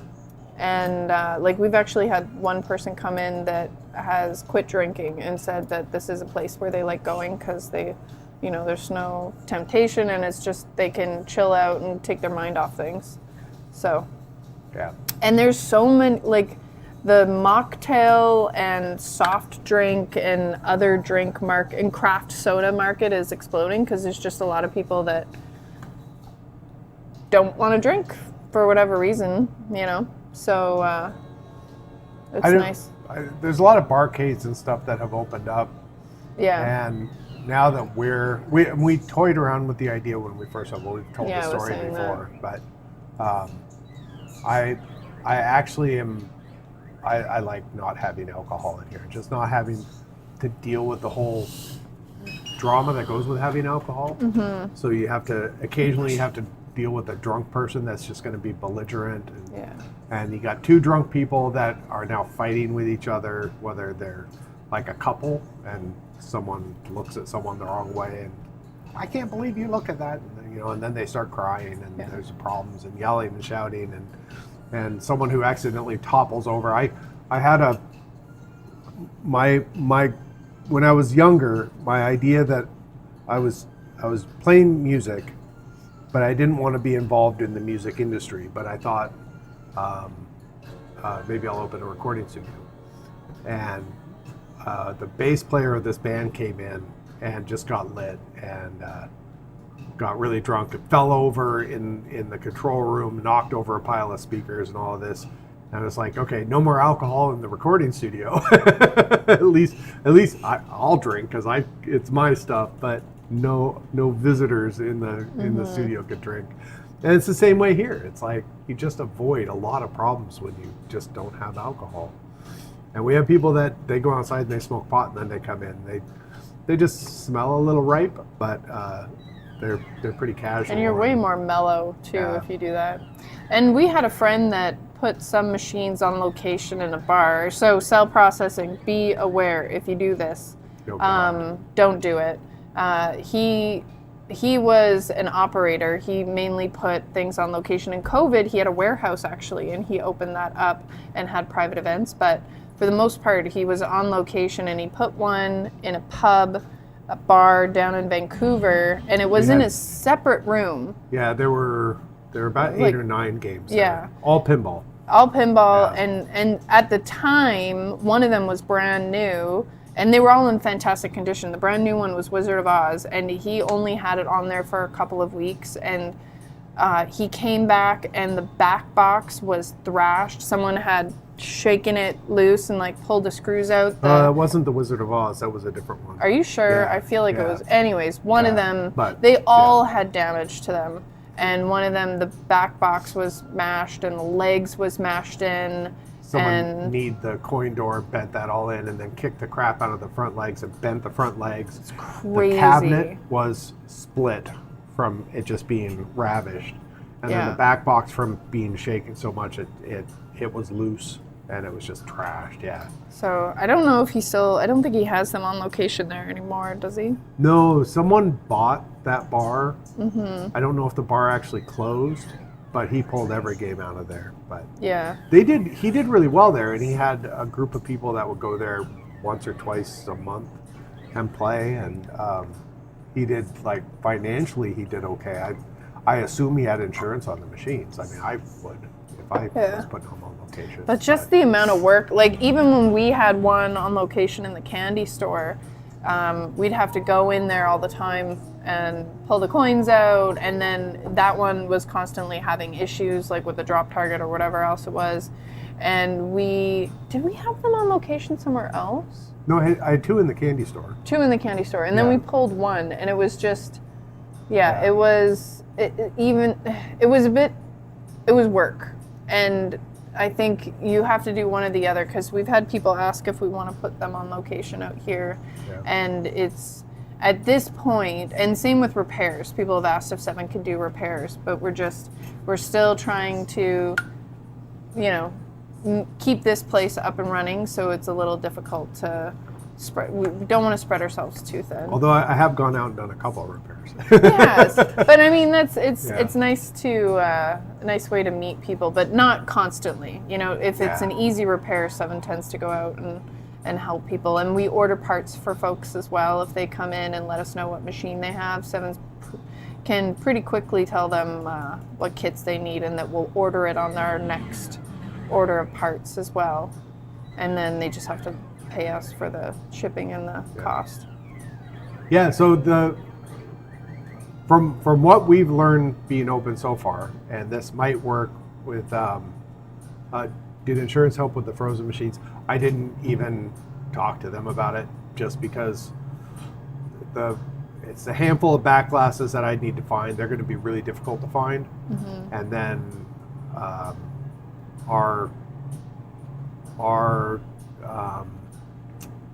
the amount that we have to pay was like $1,500 or $2,000 or something. Yeah. And so I could probably scrape up a triple action back glass for a couple $100. And so at the end of the day, it was a couple $1,000s worth of damage, but that would have been our deductible anyway. Yeah. So. And in reality, unfortunately, the previous owners, they they had put in some false insurance claims. So we were trying to get them to go through their insurance, but because they'd put in false insurance claims they got nothing.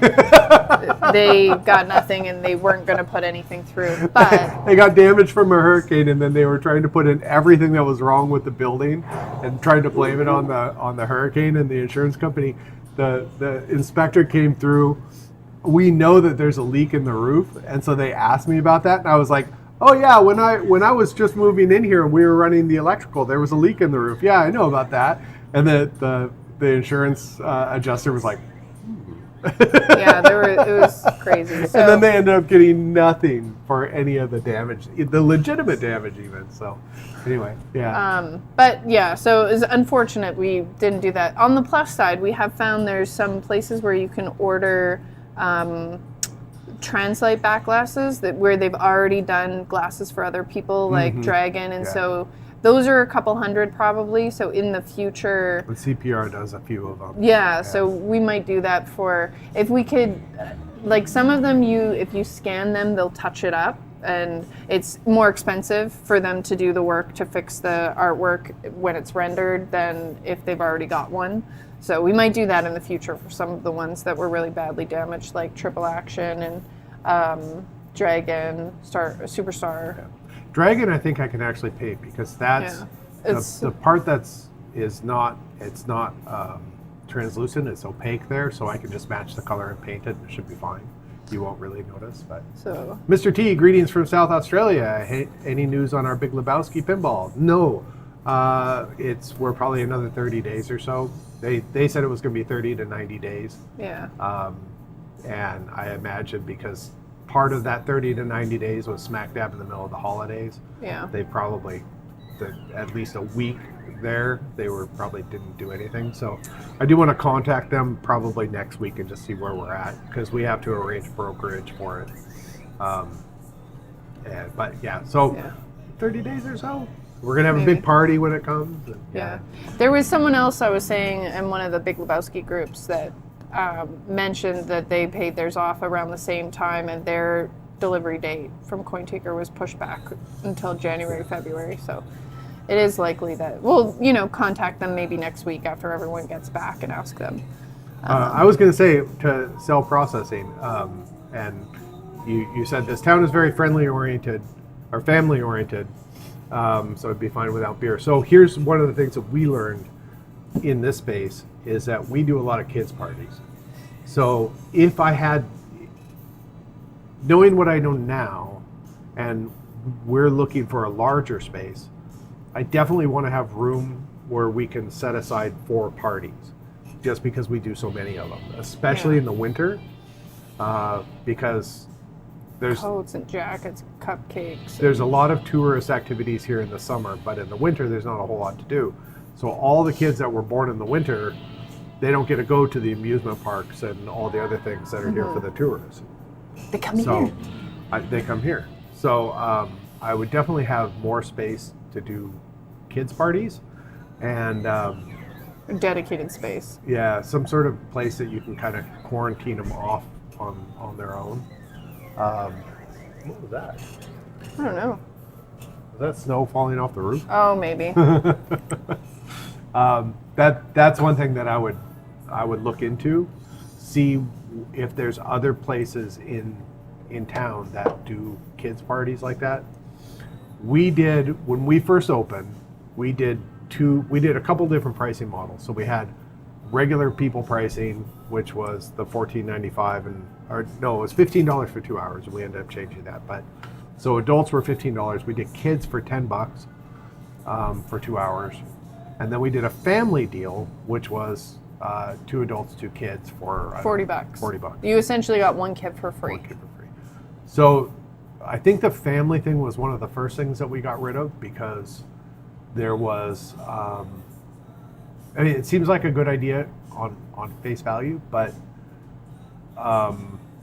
it counted as 2 children pricing and 2 adults. And so someone would come in, and the kids, I think we had them at 10 and under, something like that. Yeah. And so then we had we had families coming in with two 12-year-olds or two 13-year-olds. Or 15-year-olds or And 18-year-olds. they're like, oh yeah, they're kids. So we got rid of the kids pricing, The family deal first. the family deal, because of that. And then we got rid of the kid pricing because of that later. And also we found that the little kids, we were doing kids parties. We'd have 10 or 15 kids in here. It was way more work to have 10 or 15 kids in here than it was to have 10 or 15 adults. Yeah. So it's like we're charging them less and we're working harder. And there's more wear and tear and damage Yeah. on. That's with the arcades and the consoles. That's also another benefit to having a couple of those, because those buttons are meant to be mashed on Yeah. instead of the flipper buttons. Yeah, the flipper mechanisms broke a lot that first time. So that was the one thing that we did, was we just changed it so it's just everybody paid the same price.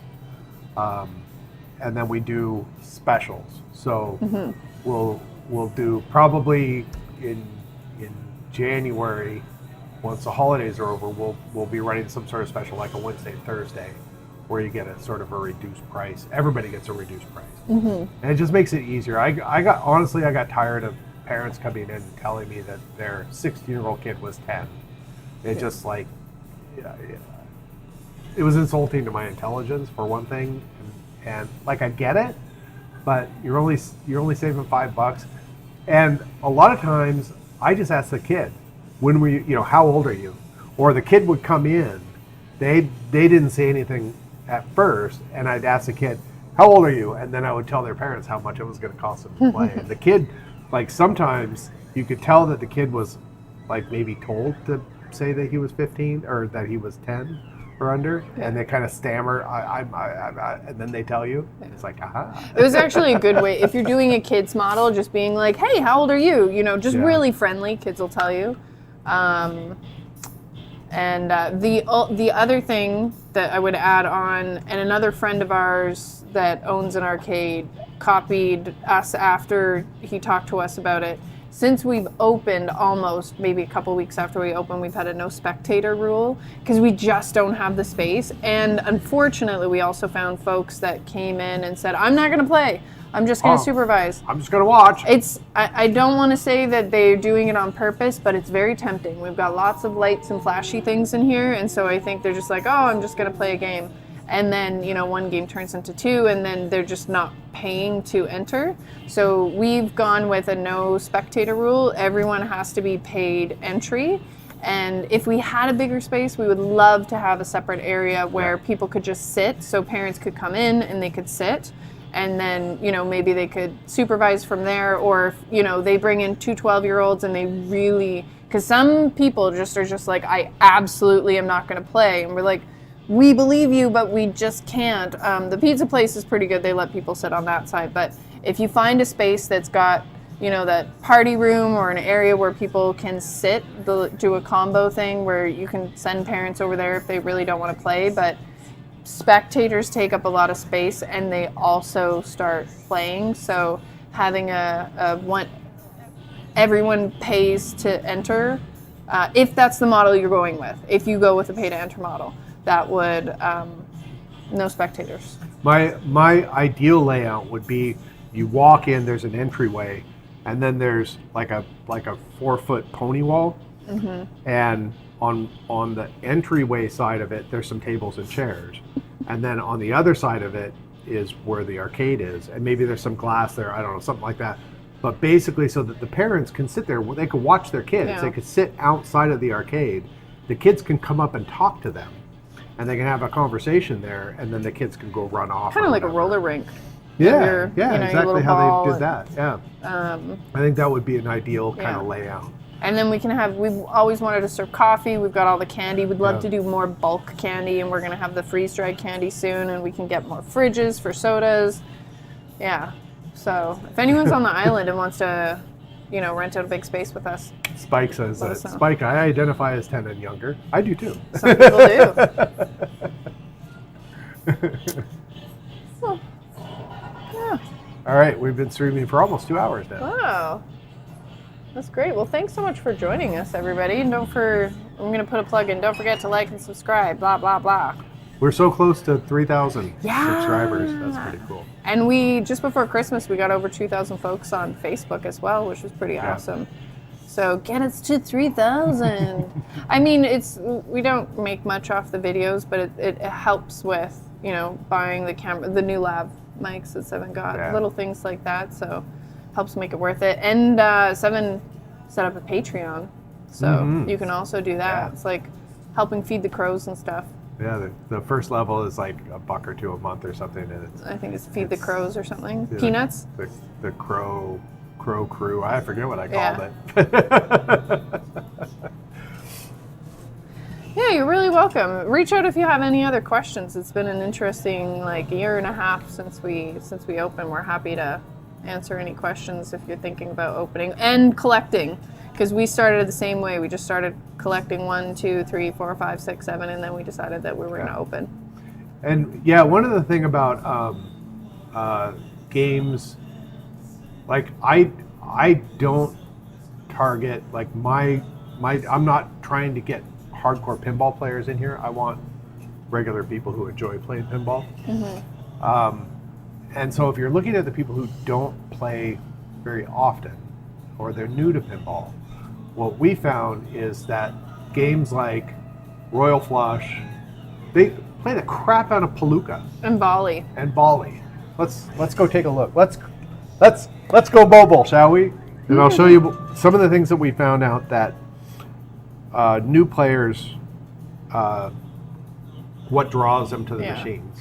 And we did do a show once, and we had a friend. We brought some of our machines, including volley and Break Shot and roller games. And our friend brought some newer ones like Ghostbusters. Volley and Break Shot and roller games and Royal Rumble had the most plays, and the new ones, people walked away from Ghostbusters and some of the other new ones that they had. They were just too intimidating. Hello. All right, he's going mobile. So this one gets played a lot. This is what we teach people how to play pinball on. Kids love this gimmick. Your fingers in front of the camera. I'm going to flip Sorry. the camera. There we go. Are we right side up now? Yes, you're good. So kids love this gimmick where if it lands when the ball drains, this spins, and if it lands in the red, it's an add a ball. If it lands in the black, it's a subtract a ball. And you can have 9 or -2. So we've had crowds of kids playing this game. I'll tell him to show you the candy in a second. And when this spins, they start chanting, add a ball, add a ball. Oh, so good. And these drop targets, or I guess flip up targets, it's a really easy objective for people to see. It's not deep rules or anything, but they know they have to hit that just intuitively playing it. And the same with volley, where it's got the 3 banks of drop targets. They love that. I don't know what they love about Palooka. It's just kind of cute. And then we agree. Royal with you, Flush Main gets Chicken. played a lot because it just has a big wall of drop targets here that people can shoot at and hit. Genesis gets played from time to time. Our collection really started with unique games too. I'll have Seven chat about that when he comes back. Genie gets played because it's a big wide body. It's a kind of a novelty kind of thing. They walk up to us like, oh, look at this machine, it's giant. So Starship Troopers, Tales from the Crypt, Royal Rumble, stuff like that, they're drawn to the theme, but they'll play it once and then they move on to something else that's a little bit more straightforward. Comet gets played a lot because it's very simple. It's some ramps, it's got some funny sounds, that kind of thing. Nothing super complex. That's the kind of thing that you want to try to look for in games like that. Roadshow, another one, they play it because of heads, but then they kind of move on to something else, and then they end up playing. Nippet gets played a lot. Time Zone gets played a lot.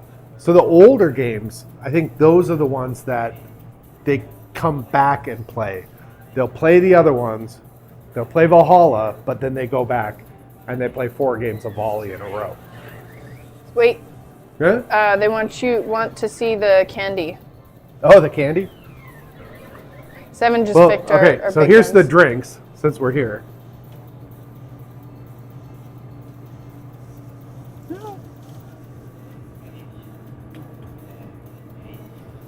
And then over here, got big variety of things.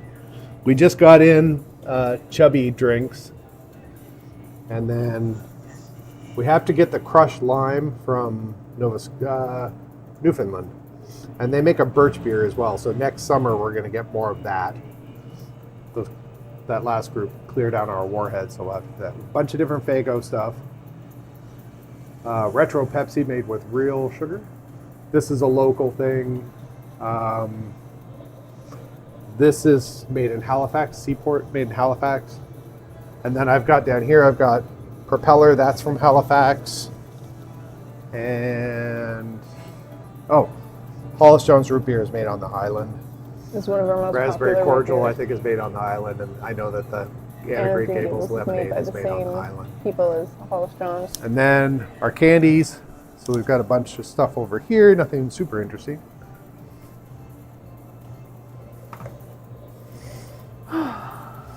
Bunch of Warhead is really stuff, popular. Swedish Fish, Macintosh Toffee. That's a Canadian Everything's thing. imaginary, isn't it? Slime liquors. The kids love all of this slimy, sour stuff. Dots. Payday from the States. Runs from the States, and Hot Tamales from the States, and Good and Plenty, and Raisinets. All of those are from the States. I've been wanting to get in Heath bars, which are the U.S. version of Score bars. What are they called? Basically, Heath bars. It's very They're exactly the same. The Weird. toffee in it is a little bit different. Look, Violet Crumble. Jello. I don't know if you guys have Jello in the States. Jello, like These are jelly these beans. are kind of like Mike and Ike's and Jelly Beans had a baby. Basically. A bunch of Skittles stuff. Kids love the big lollipops, and they love the Airheads. The stuff. Warhead soda is really popular. Pink we sold, candy like, popcorn, 8 of them Tic today. Tacs. These are made on the island. This And is they're very hard to get a hold of right now. peanut brittle, and peanut brittle with ghost peppers is a special kind of evil because it sticks to your teeth. These are freeze-dried Skittles, freeze-dried I'm having a bottle Starburst. cap right now. Yeah, the rest are Skittles. Various gummy hangy thingies. Yep, that's it. And then this is what started our candy adventure, are these candy cigarette things. And we got a box of these in. We hung a sign over it that said, inappropriate candy sticks. And when kids would come up and say, "Oh, I want some candy cigarettes," I say, you have to order them by name, and I'd make the kids say inappropriate candy sticks. But we sold out like almost right away, so we're like, We yeah, we started need getting more of other this stuff stuff. Look, we have postcards. And same thing on our t-shirts too. Yep. And we have sea monkeys, and we have sea monkeys on Mars, and we sell these little plasma balls. And then we have up here, All of these the are lava lamps. Oh, be careful. t-shirt designs. We've sold a lot of And t-shirts. then lava If you're- lamps for sale. We have all the lava lamps up there. And then up here we've Candy got bakes. all of those lava lamps for sale. And that's kind of it. Hello. Hello. So we've got a lot in the chat since you've been gone. Oh, you need to switch scenes. Change it back. Weep. So, Cell Processing says I target the older secondhand games, not a lot of newer. I just see a good profit. Yeah, so we didn't buy any new games until we got into this space, and then we got Hot Wheels, and we really liked that game, and so we went back and got Legends of Valhalla, because they were different than the Sterns. And Lower Down Mountain Chicken was saying, I'm tired of the new machines, they're all the same, and take some movie or band, make a pinball machine out of that. We feel the same way. Yeah. I actually, my thought on that, and I don't know why Stern doesn't do it, is that there's a bunch of people like me that they don't want a Rush machine or a Stranger Things or, General Hospital or whatever the hell they're making, right? Like all these IPs that I really don't care about. And to me, they're not timeless. Like to me, Alien Poker is a timeless machine. Triple Action, timeless machine, because they're not anything in particular. But in 20 years from now, you're going to walk up to a Stern Stranger Thing and go, what the hell is this thing? Because like even by the time that came out, like Stranger Things, that was in like right after the season, that was kind of a dog of a season. So, and then they have one season left. So are people going to remember it? So what I always wish that they did was they've come up with the layout. They've come out with the rule set, change the theme, make your IP theme and sell it to whoever wants to buy it. Because some people really dig that. And then come up with an alternate theme for it. You've already stamped all the play fields. You've already got all the parts ready to go. Print off another 500 of them and make it, like Alien Baseball or, something that is just a unique theme. You can re-record some sounds to it. And make it more affordable too, because all of the Yeah. IP ones obviously have to be a little bit more expensive, Yeah. I think, because they're buying the licensing. Like I would buy an Aerosmith if it was just something other than Aerosmith. Yeah. Even if it was something stupid, or they could go for like lesser IPs. Like I'm sure it doesn't cost them very much to get the IP for Killer Clowns from Outer Space. That would be amazing. Yeah, I that would would love be a Killer pretty Clowns good. from Outer Space, or some obscure band that is just. What was that? God, what was that weird band with the father had the daughters? They were called the. I don't know, but Seven was going to Yeah. retheme a Kiss game to an ABBA game. And that will eventually happen one day. Yeah, I don't know why they don't do that and just make Yeah. it but they're doing what they're doing and it seems to be working for them but Man, Chicken says I like unique themes, and that's kind of how we got started. Is we always went after ones that you don't see out in the wild and had gimmicks. I collected gimmicks. Yeah, So all the first machine we bought was hard body. There's no pop bumpers in hard body. So and it also has, if you haven't played it, the out lanes are open, Yeah. and you have to close them yourself with the second set of buttons. flexi out lanes Yeah, controlled by the user.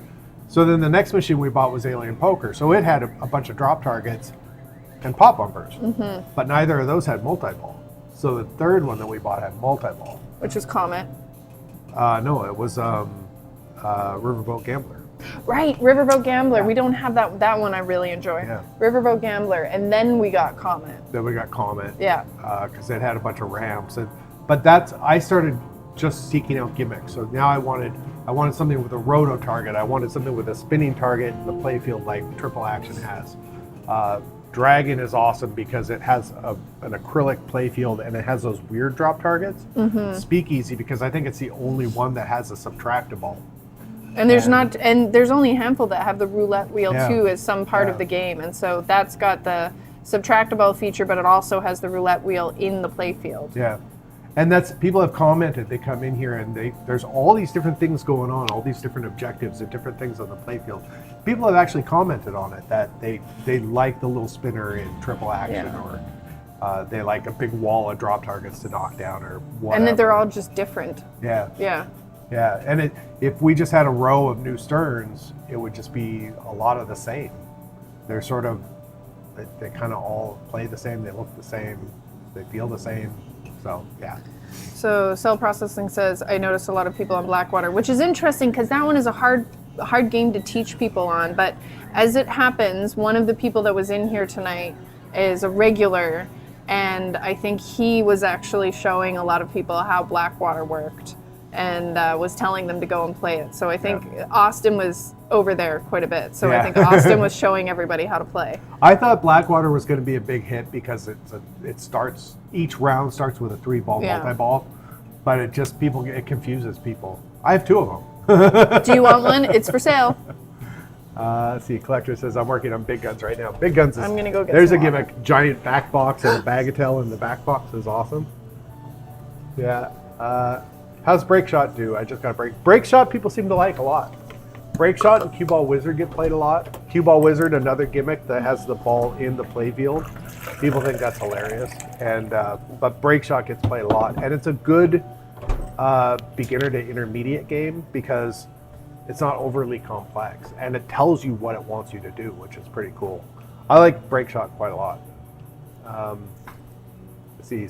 Sorry, I'm getting caught up on chat. So many varieties of drinks. Yes, yes. Is Newfoundland imaginary too? Yes, it is. Yeah. Wasn't aware of the Warhead soda. Yeah, it's interesting. It's sour, but the first one I tried was blue because I like blue stuff. I took a sip and I'm like, there's hardly any blue in it, right? I don't know what it looks like because it was still in the can. It might be blue, but it doesn't taste blue. It just tastes sour. And that's one of the things about it that I've heard about it too, is that it's not overly flavorful. It's like they lean more into just adding a bunch of citric or maltic acid into it. And then they forgot to like super flavor it, make it really punchy, and yeah.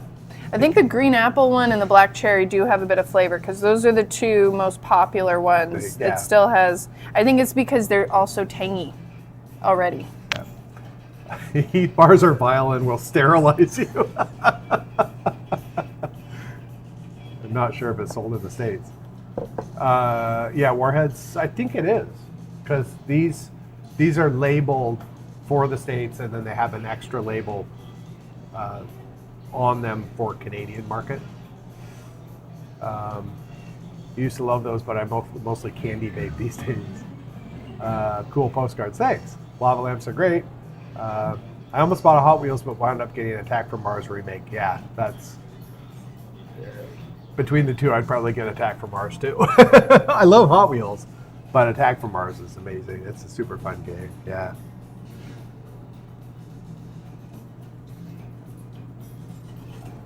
How sticky do the machines get with all that candy? Not bad, actually. It's not too terribly bad.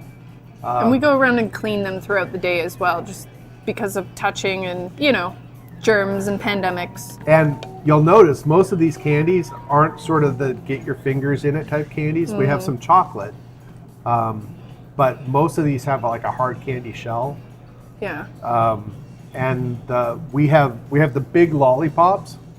Grab what we give out with the big lollipops. Oh, yes. So we have these, and kid opens these, and then what is he going to do with it? So we have a bunch of Ziploc bags. They can stuff them in the bags. But the crazy part is we have seen children, and small children at that, eat entire ones within like an hour or two, less than an hour, and it's unreal. There was one girl, and I was like, I saw her playing a machine, and I thought it kind of looked cute, and I was like, oh, go take a picture. And then we looked at the picture afterwards, and it was just like all over her face, and it just looked terrible. We're like, yeah, we're not going to post that picture. But if you get giant lollipops or stuff, and it's also great, parents, you know, when the kids break things open, having the little Ziploc bags for other stuff. Yeah, I love when the parents are here and the kids are like, I want one of these, and the parent is thinking, no, because then you're going to have this slimy, gross lollipop, and where are you going to put it? And they don't actually want their kid to buy the lollipop. They're trying to steer them away from it. And I'm like, I have Ziploc bags you can put them in, and they're kind of like, okay. Let's see. Okay, moving down the chat. A General Hospital pin would be terrible. Yes, but you know what? I think you would get a lot of housewives buying them, honestly. And you could have like it through the year. I was not a fan of General Hospital. I was all about all my children. Is it All My Children? All My Children and Days of Our Lives. Nope, not Days of Our Lives. My dad called it Young and the Useless. Young and the Restless. You know what would be even worse based on a TV show? You know what would be an even worse pin? The Dr. Phil pin. Oh! You know what would be a really funny pin to do? Doogie Howser, Dr. Doogie. No, just a Neil Patrick Harris themed pin with all of his different characters he's played over the years. Just call it Neil. The Neil pin. My gosh, someone should DM Neil Patrick Harris. You know what? He would, because I've seen him on other shows and he's been on some like YouTube channels just goofing around with people. Yeah. He'd be totally into that, I bet. Oh my gosh. He's actually in, I kind of want to watch it. I'm not into Doctor Who, but I really like David Tennant, and he is the new villain in the new Doctor Who movie that came out on Disney. Yeah, so he's done everything. I think a Neil Patrick Harris pin would be amazing. Okay, so Sal says, I was having this conversation in chat the other day. Pinball needs original themes like video games at the Morrows. Yeah, And that's what I really like. What American Pinball is doing is they've got 5 games now. So they have Hot Wheels. That's a property. But They have Valhalla, which is original. They have Oktoberfest. which is original. They have Houdini, which is sort of. I mean, who are they paying to have the IP? I think it's for kind of like Houdini? Hot Wheels. But- Even with the IP for Hot Wheels, they could do whatever they Yeah. wanted, and they did. And it's a fun game, Yeah, and then there's Tank Force, which is all original, right? And I think that they've got the best lineup of any of the ones out there. And I know that there's some like real hardcore pinball people that they don't like it for whatever reason, and then they didn't like the Jersey Jack dialed in. And I think it's because it. I mean, how many times have you seen if you're in any pinball groups or something like that, and it's announced that some new pinball is coming out from Stern, and it's some sort of like, I don't know, some band or something, and they're like, take my money. It's like, you don't even know what the game is. Like, you're buying it just because it has a theme, a band that you like on it. Like that, I was excited about Galactic Tank Force, but I wanted to see what it like the gameplay. I wanted to see what the layout was, and before I actually decide. And I want to let it settle, let people play it, and get some opinion on it. And Hot Wheels got some really good people who played it. They're like, yeah, this is a really good machine, and there's lots of different things to do on it. So they knocked it out of the park with that one for me. Yeah. Legends of Valhalla is pretty popular, and they keep updating the code, which is fun. It was a hard toss-up because we wanted to get a second one, and it was between that and Oktoberfest.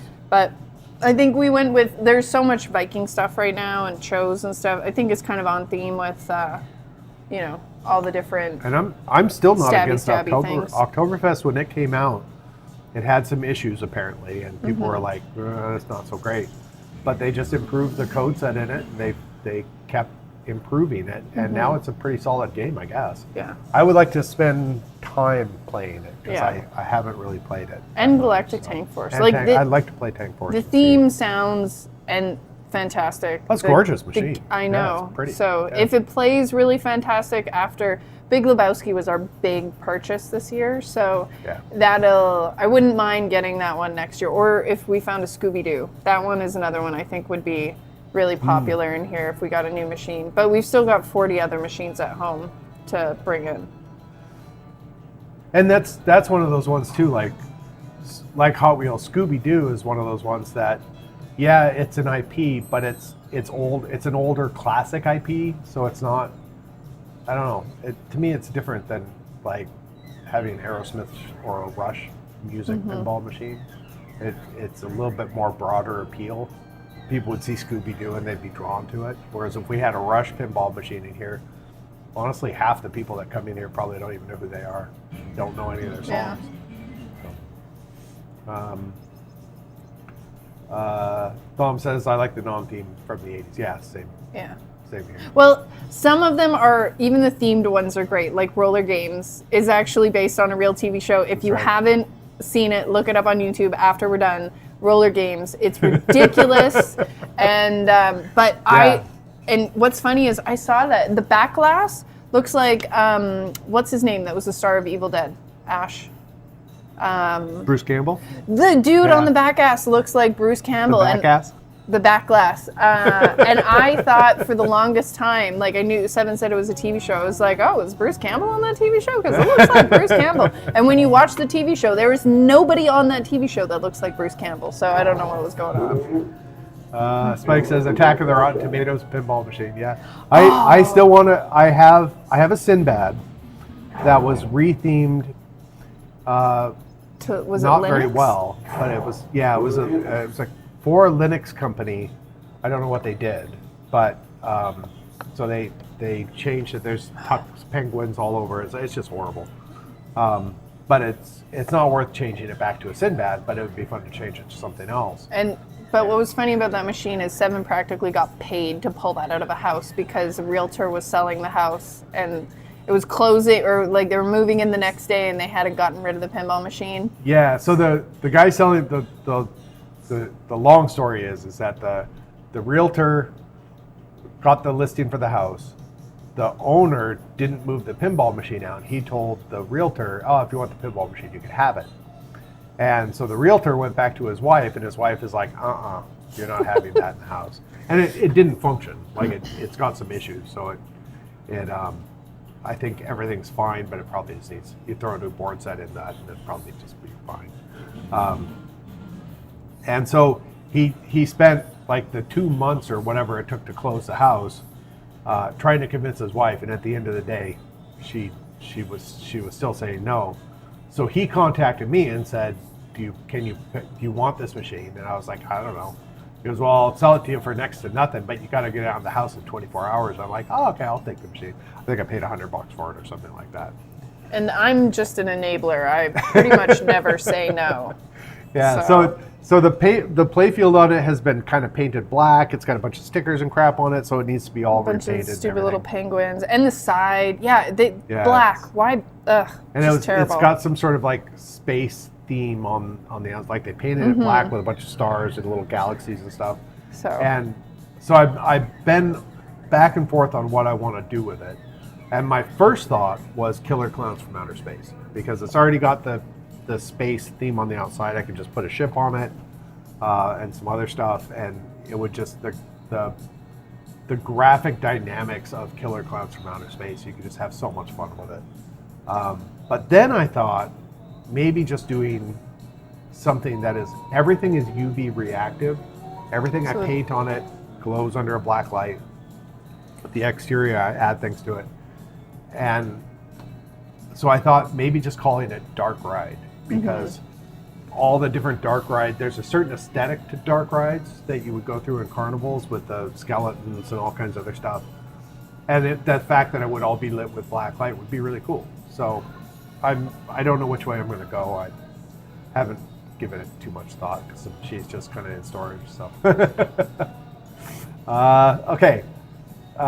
They need a Wu-Tang table. The Hell-Zell. The Hell-Zell. So the Hell-Zell.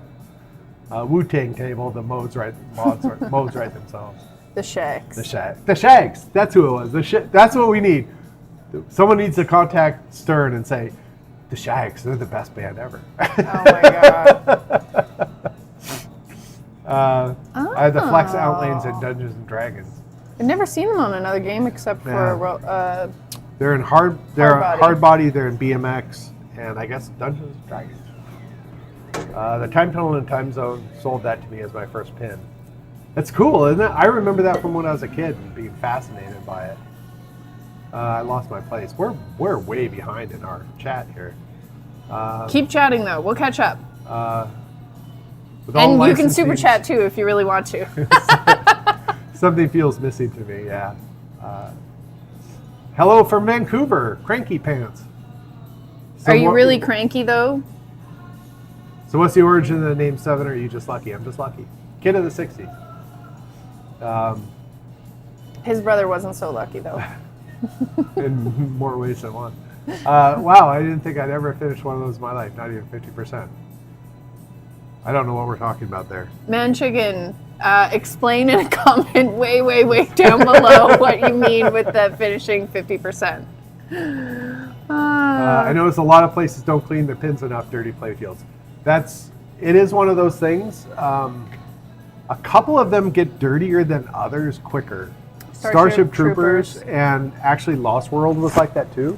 It just got filthy. Like I've cleaned, since we've opened, I've had to clean Starship Troopers 6 or 7 times in a year and a half. Break Shot's another one. I've done Break Shot. I just did Break Shot the other day because I was in it. But then others like Genie, I haven't cleaned it and it doesn't need it. Valhalla does get a little dirty too. Valhalla gets a little dirty. Yeah. And when Jacob was great when he's our other employee that works in some of our busier seasons, so he was really on top of making sure all of the play fields were cleaned. And I agree. I went to an arcade on one of my recent trips to BC, and they had 2 pinball machines there. They had an Avengers and they had a Diner, and I was very excited to play Diner because it was very similar to roller games, and it was so filthy, it was pretty much impossible to play. And it was so disappointing because it was, they had tons of those new arcade games with the, like the giant Pac-Man or Space Invaders, all of those ones that you could play. And then they had 2 pinball machines stuffed in the corner, and both of them were filthy and disgusting, and I was so disappointed. If they're going to buy new games, why not buy other new ones? But that happens a lot. Seven and I were staying, a few years ago, my niece was getting married, and we went up for the wedding in Salmon Arm for the person that's from BC, Cranky Pants. So we drove up to Salmon Arm, and the hotel had 1 pinball machine, and it was Star Trek, and there was something wrong with the credits. We kept getting free games. It was And the game was also messed up and filthy. it was set on that where the free play is, or you win the score that you need to win the free games, because so many people played that game and they never got a very good score. So when someone who can play a little bit of pinball goes in, you can win a bunch of free credits on it just by playing it. We used to go to Castle Fun Park, which was a bunch of kid stuff in Abbotsford. Yeah. A bunch of redemption games and stuff. And we They did that had- with that Star Trek too. Yeah, they had That's right. about 8 pinball machines, and me and some friends would go there, and we would go there, and they almost always had credits on them because kids would swipe their card on it and they wouldn't know how to start the game, and then they'd run off giggling. Yeah. But it was one of those things, if you had a credit on the game, you could probably play it, and if you were fairly competent at pinball, you'd win a whole bunch of free credits on it. The last time we went, I went with Brian and Eric and a couple other people, pinball people that I knew in the Vancouver area. And we went there. I got $5 on the card, and it cost about, I think, 80 or 90 cents for a credit on a pinball machine. Mm-hmm. I still have my card with $5 on it. I never used it because there was a game on it. We played, and then someone else played one of the other ones, won a couple of free credits, and we were there for like 2 hours playing, and I didn't. It was all free. As a really crazy, weird side note, we watched a video of this guy in Japan who went to visit. It's called like Vending Machine Alley, and there's this guy that owns a tire shop that likes fixing vending machines, and so it's crazy, everything from like the 60s to now, vending machines that serve everything. But there was one pinball machine, an old EM, and the guy goes in and puts his money in, and he's never played pinball before. He puts it in, he pulls the plunger, and then he doesn't know that there was buttons on the side, and he just like watches the ball drain. He's like, I don't know what I'm doing, but I don't think I'm very good at this game. And he just did that 3 times, and he's let me know in the comments if I'm supposed to do something. I wanted after I saw that, I wanted to actually have that little clip, have a clip of it during one of my update videos that I do in here, and just say I found this. I thought it was just the most hilarious thing. So I'll include that, then a link to his page. I'll do that in my next update. Anyways. So you can see it. Young and the Restless. Young Yes. and the Restless. Young and the Useless. Uh, Ew. Not sure what you're ewing to, but sure, agreed. If we're talking about soap opera tables, we need a Passions table. I don't know what that is. I vaguely remember that show, and I feel like it was the worst of all the soap operas. Is that not true? Soap opera, right? That's what they're called? I want a Cactus Canyon. Cactus Canyon. I actually, I haven't really played a Cactus Canyon. Is that the one with the watermelons? No. That Cactus Canyon is the one. That's the one with the big guns on it, right? It's not the. What's the other one it's a motorcycle theme, and it's got the ball goes in the back glass. It's something Canyon or something, but I can't think of the name of that one off the top of my head. No, Cactus Canyon was a remake that they just made. But I haven't played very much of it. Man Chicken, I am a great enabler. So we're all enabling each other here. Get used to it. I can tell you GTF has some bad ball tracking in the code right now. Better to wait. Oh. Galactic Tank Force. Yeah, what is... Tell us a little bit more about that. What kind of ball tracking? I don't mind older IPs like classic Adams Family. I don't have an Adams Family on purpose. Well, now, so the on purpose was a lot of people played Adams Family. A lot of people liked Adams Family. Adams Family also had a lot of issues, but in Vancouver, you could find them everywhere to play. So even when they came up for a relatively good price, it was like we could buy one Adams Family that everybody has already, or we could buy 3 other machines. We can buy Skateball Flash and Alien Poker. Yeah, but now that we've moved here, there are no Adams Family, and likely we will not find one for a reasonable price. So we've kind of given up on that. Unless someone wants to just put their Adams Family in the arcade, let us know. Spike says, I want to be Bruce Campbell when I grow up. Oh, what about a Bruce Campbell? Just a Bruce Campbell machine. Bruce Campbell and Neil Patrick Harris. Or a Those Bubba two. Hotep. Yeah. That's how I got 8-Ball Champs. Someone bought a house and it came with it. I think the wife just wanted it gone. He posted it for $50. Okay, so I'm going to interrupt again. 7, I said that there was a story about Mars Trek when you were over there, and because you were showing Mars Trek when you were walking around, and I said that there was a story about Mars Trek, God. and there's a really good similar story for Manchigan. I'll start at, 7 steps aside. We got, so a lot of times machines found us, and you worked in the same building as the guy. Okay, Yeah, 7 so will just tell it. I was working at a place in downtown Vancouver, and the office space, we're on the 3rd floor, I think. Office space, you get off the elevator, and there's sort of this, it was sort of a general area, and then there was a door that took you into the office. But that general area apparently was part of the lease, but the public could get into that area. But after hours, the elevator was locked, so it was no big deal. There was enough room for a ping pong table, so they put a ping pong table out there. Your work did. Yeah, the owner of the company bought a ping pong table, put it in there. And he asked me if I would be interested in putting a pinball machine there because he knew I was collecting pinball machines. I was like, yeah, sure. And he goes, well, we'll pay you monthly too if you have it in here. So it was like a nominal price to have one in there or something. It paid me like $75 a month or something. I don't know. Help pay for repairs. So there was a guy came into the office asking about, I had 2 or 3 there actually, because I bought Dragon Down the street. just down the street, and so I didn't even bring it home. I just took it right to the office and we set it up, and it lived there. And then a couple of right after I bought Lost World, it landed there. It was in there for a little while, and we had a couple others. But so a guy was in the elevator. He got out of the elevator and he went into the office and he asked about the pinball machines, and so they brought me on. He said he's a lawyer. He works in one of the offices upstairs.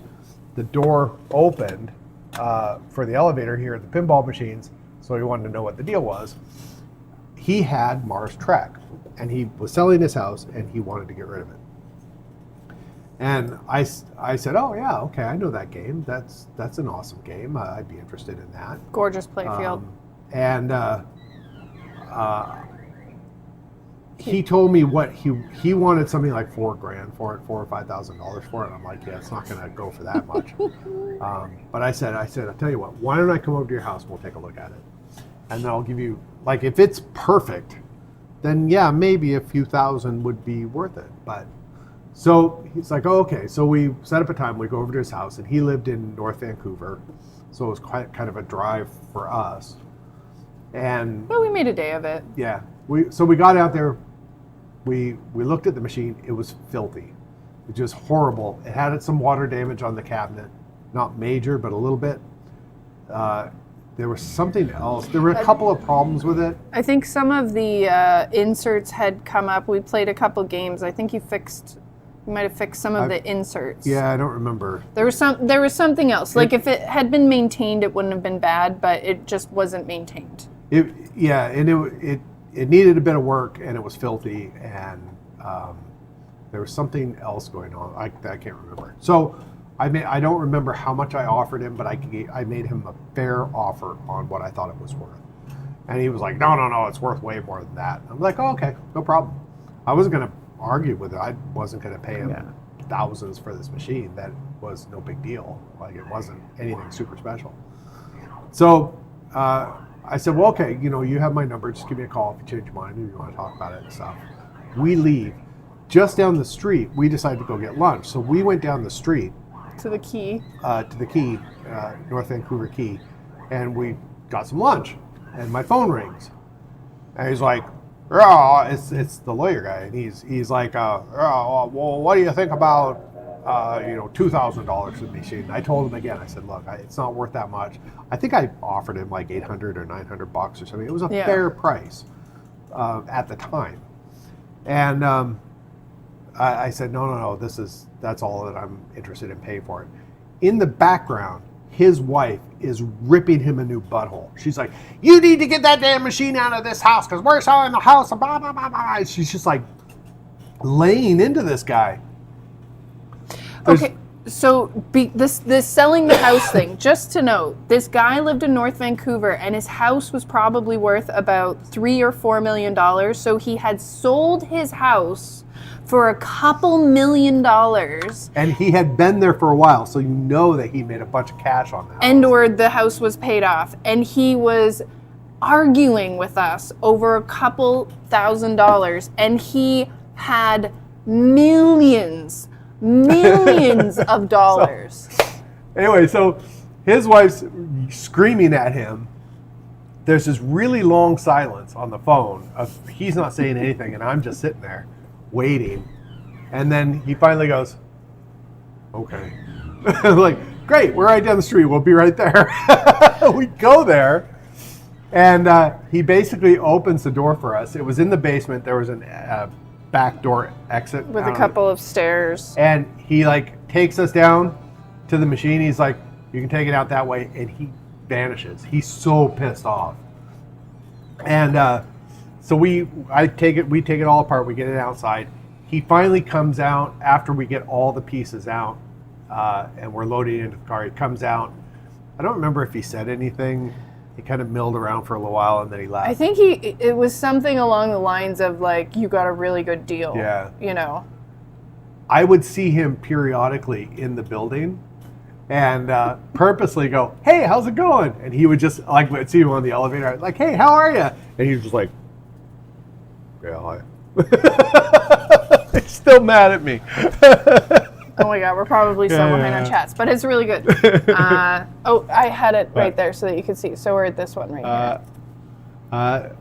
Spike says, "Keeper 7, a good pinball enabler is hard to find." Yes. Thank you.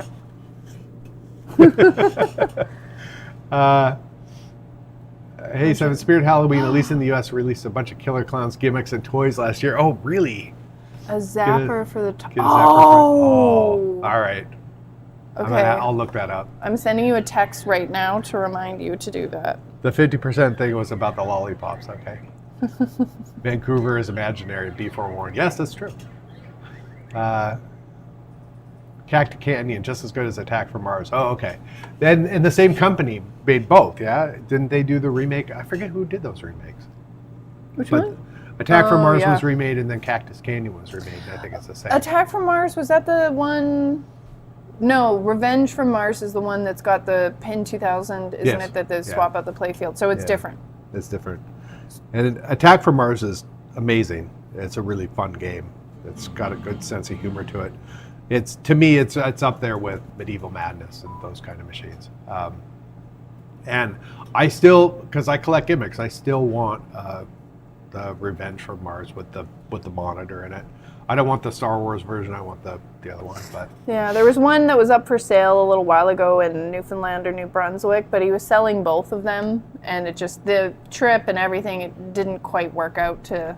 Sometimes they don't always enable if it doesn't seem like it's worth it. Bonsai Run, that's the one with the back glass with the ball in it. That's right. Yeah.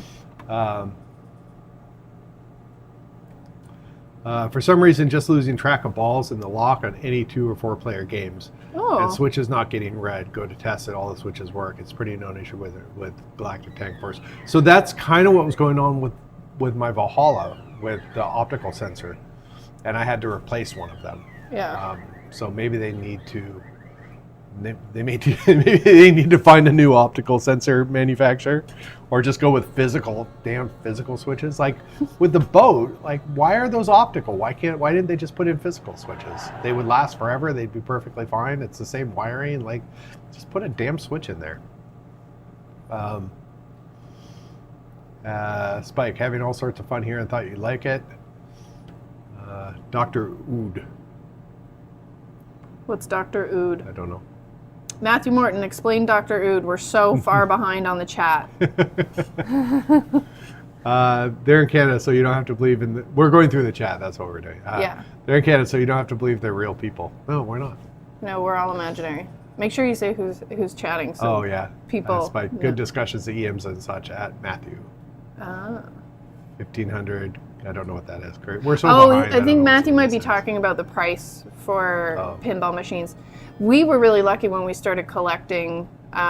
Prices were lower, and then Seven became known as the pinball guy, as he is now known here on the island too, and people contact us, and so we would get calls just, out of nowhere. A friend of a friend of a friend of a friend gave somebody Seven's number, and then he'd get a call and he was like, I'm down in Washington, I've got these 2 machines, or I'm up in Williams Lake and I've got these machines, do you want them? So we got a lot of machines for really good prices, but the prices were also lower than, although Seven's always been fair about pricing, we look it up on Pinside and Internet Pinball Database and check what they're going for. And I pulled a Bally Playboy out of a guy's garage, and it had been sitting for years, so there's a lot of rust and stuff on the machine. It's more or less fine. Needs a little touch up on the playfield.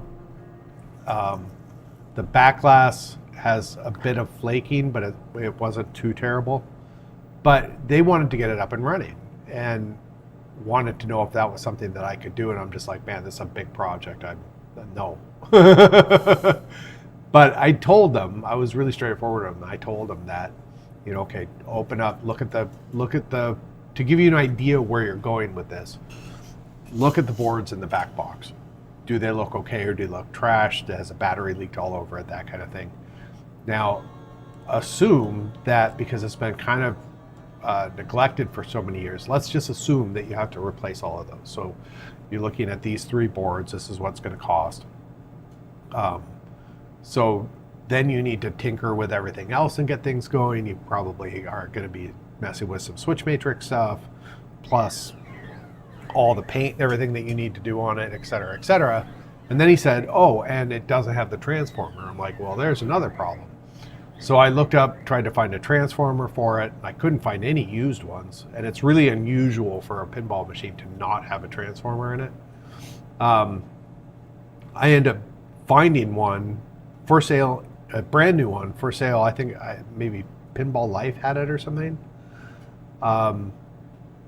With Canadian exchange rate and shipping and duty and all that, it was like 500 something bucks for a transformer. So I told them all of this, and they're just like, yeah, no. So I ended up getting the machine for just a few $100. But at the same time, I'm going to have to I bought the transformer for it, so there's $500 to $600 off the top. It's probably going to need all new boards, so there's another whatever.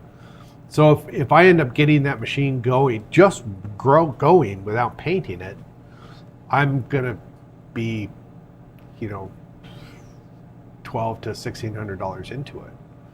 Then once I touch it up, then it's okay, because a good Playboy, you could turn around and sell it for starting $3,000. So I'm still ahead of the game, but that's a lot of work for someone else to do that they don't know what they're doing. And it's a good project for someone, but he wasn't interested in learning how to work on a pinball machine or fixing a pinball machine. He was interested in having a Bally Playboy to play. So, and we had another one. We picked up, what was it, a Monaco by Sega USA? Segasa. There are so many. They morphed into each other, and that one was kind of the same. Monaco. He had a specific price listed, but we went and looked at it, and there were some issues, and he said that the game worked, but then when we got there, he's like, but it doesn't track the ball and this score reel doesn't work and this, like, so you could play a game, but you didn't actually, like, you couldn't actually play a game. Yeah. Like you could play it, but you couldn't play a proper game. Yeah. Because it was stuck on ball 2. But he was very reasonable. Like, we explained everything, like how much it was worth and the reasons why we would offer that much. And he was moving as well, and he was much more amenable to taking. He was like, I figured we'd call. Like, I messaged him, and he was like, yeah, if no one messaged me, I was going to call you guys next. So. Black Knight is, Matthew says a Black Knight is 4,000 maybe. Are they that much now? I guess they would be, aren't they? Yeah. We have a Black Knight, side note, 7's retheming it to Monty Python's Black Knight. That is in the future. Let's keep up with the chat. I have no idea they're in Canada yet. Okay. Unusual monies. True. What's a duck worth these days? I'm sorry. A loony. What is a duck is in Canada? There's Last time we went duck shopping, how much were ducks? Oh, I don't know. 600, We don't go duck shopping very often. 600 geese? I don't know what the geese to duck exchange rate is. Well, Spike's trailer is saying a duck is worth 2 Canadian geeses. I don't know. Some people might say Canadian geese or what. Matthew says, honestly, tell me, is Big Lebowski worth 15K? Or am I right? That's absolutely crazy. Well, in Canada monies, we're going to be 23K into it, or maybe a little bit more, depending on how much it's going to cost for import duties. And everyone's paying about that much as well. Yeah. For But so we played one of the prototypes. like 6 or 7 years ago now. Yeah, when they first came out with it, and our friend Dawn was part of Nitro Amusements, and so they had worked with Dutch Pinball, and they brought one of the early games in. So we played it at Nitro, and it was fun. It was a really good game, even though the code wasn't complete and it would crash from time to time. Hi. How's it going? Good. How are you guys doing? Not too Hi. bad. You guys Is there a coming? game machine available that we can play, or? If you don't mind waiting in line. Yeah. Sorry, You just. this is my first visit. Oh, well, welcome. Probably these guys too. Do they just take regular cash, or? So we're a pay to enter model. It's Oh. $14.95 for an hour, 5 cents more for 2. But right now we have our date night special. So the last 2 hours of the night, every 2 people, you get $5 off. So it's $25 for 2 people. You can play until 11. I don't know if we wanted to play that long. It's the same price for an hour. Like you get 5. Our prices are hourly, so. Right. So it's still $15 an hour. Yeah, but for every 2 people, so you have 5 here, so you're gonna save $10 if you wanted to stay. I don't know, guys. The bathroom's just on the other side. You're more than welcome to use it. Maybe not everyone wants to play. Anyway, I'll pay the $15 or. So and everybody in has to be paid entry because it's just the way that it works. Yeah. Okay. Unfortunately, Sorry. there's a lot of the buttons are very tempting, and a lot of people say they're not going to play, and then the buttons just get pushed, and then they end up playing. Okay. We might have to commiserate and decide what we want to do. Yeah, sure. no I figure worries. we just come in and throw $5 in a machine and Sure. play Yeah. 2 games. So okay, cool. Yeah, no worries. We're open year round as well, so if the timing doesn't work out for you today, we're like for the next week we're actually open 7 days a week, but after that we go back down because it's the Fall Christmas or spring. break. Yeah. We go back down to 5 days a week, so it's Wednesday through Sunday, so you can come back anytime then if it doesn't work One for of my you. buddies plays in a league sort of thing here. I think. Yeah, I think they've paused the league right now, Right. but we had it going for a while, and they had trophies in here and everything. You get your name on it every single month. It was pretty fun. Right on. Cool. Yeah. But we do, like, if you want to get any treats, you don't have to, like, be there you playing go. pinball to pick up any treats or anything. We've got lots of them. So make sure, we've got 2 kinds. We've got the spicy and the normal, so just, okay, just, oh, absolutely, go right ahead. Anything else for you? We got all the drinks over there, too. You guys want any drinks or anything?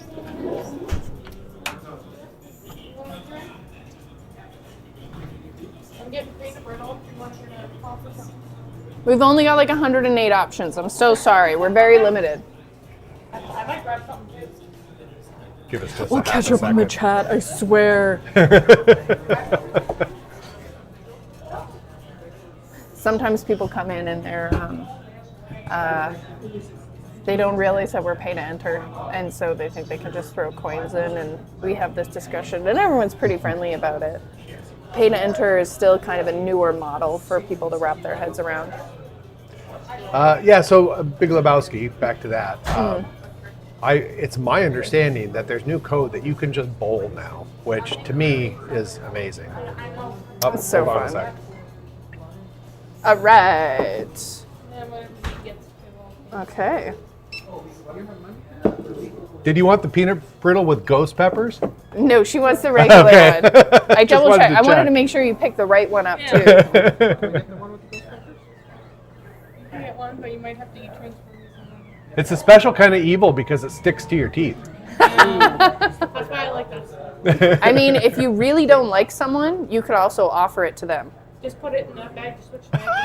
Oh my gosh. That'd be pretty good time. It's over here if you really want some.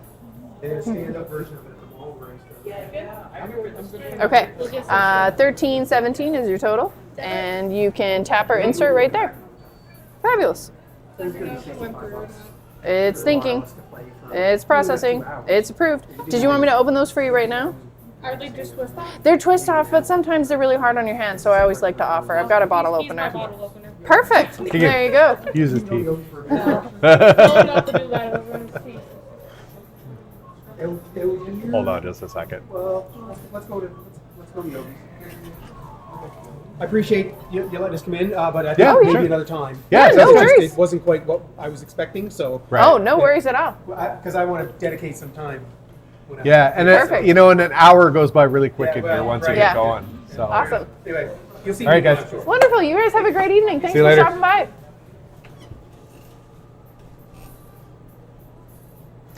Kill them with kindness. So Big Lebowski, is it worth it? I think it's worth it. It's a fun game. I really enjoyed playing it. And I'm really looking forward to it. And it comes with a rug. you Yeah. know. And So- when we have our big Lebowski party unboxing, we are also, you can buy Big Lebowski themed rugs. So we're going to get one of those and we're going to do a draw and somebody, not everybody, we're not buying a lot of rugs. Somebody is going to take a rug home. They're going to get a rug, yes. Yeah. JRSC, I'm curious about your name stuff as a nickname. It's my real name. Real name. Pin 2K was awful. Yeah, it's I played both Attack or Revenge from Mars and the Star Wars one. And the Star Wars one, because it has, I mean, for me, I'm not a big Star Wars fan, but I think that Jar Jar Binks I kind of like just because he's so horrible. He's such a terrible character.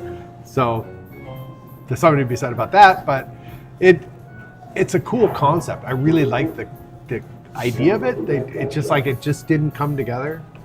But I still want one just because it's a gimmick that they tried. It's really interesting and unique, and yeah. So I just realized because we were talking about your name and then you made a joke about your brother and then Matthew made that comment. Sounds like my brother. That's what that's towards. Bonsai Run is Mind fun you. once, yeah. As long as you don't have to move it, right? Bought my first table for $700. Hook, definitely remember those days. First table we bought, hard body, $800. Yeah. And me. and it was because we went into they had Something to drink. oh you got a little I need tickle? something to drink. Our friend Don had opened up Nitro in Mission, and we went in there thinking it was going to be an arcade, and it turned out to be retail space, and they were selling new. And Don fixed pinball machines and repainted them and everything, and so obviously because they came from someone that was a professional, they were very expensive and too expensive for us. But we're like, hey, yeah, pinball machine might be fun. So we only owned a Miata at the time, and I wanted patio furniture. So we rented, Seven's having some iron brew.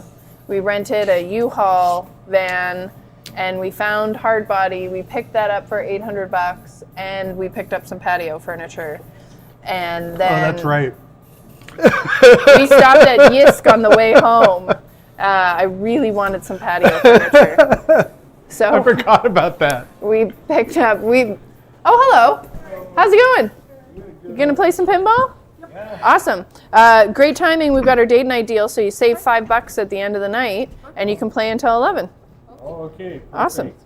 All right, so it's $28.75 for the two of you, and all the games are set to free play, so you can play as much or as many as you want until we close. All right, perfect. All right, you can tap or insert right there. You take MX? I think so, yeah. It beeped. It's thinking. It's processing. It's approved. All right, All right, perfect. I'll give you guys a stamp on your hand, and there you go. Sorry, it's a little light. And if you get a little warm, there's some coat hooks just over on this side of this little pony wall right here. Right here. So you can hang them up. And you just missed the big rush. We had like 30 people in here a little while ago, so now the place is all yours. Very own arcade party. Okay, all right. And we're just doing a little live stream chat, so if you hear us talking to ourselves, we're actually talking to people on that chat. All right. All right. I'll do it. Okay. You keep going with chat. Try and catch up.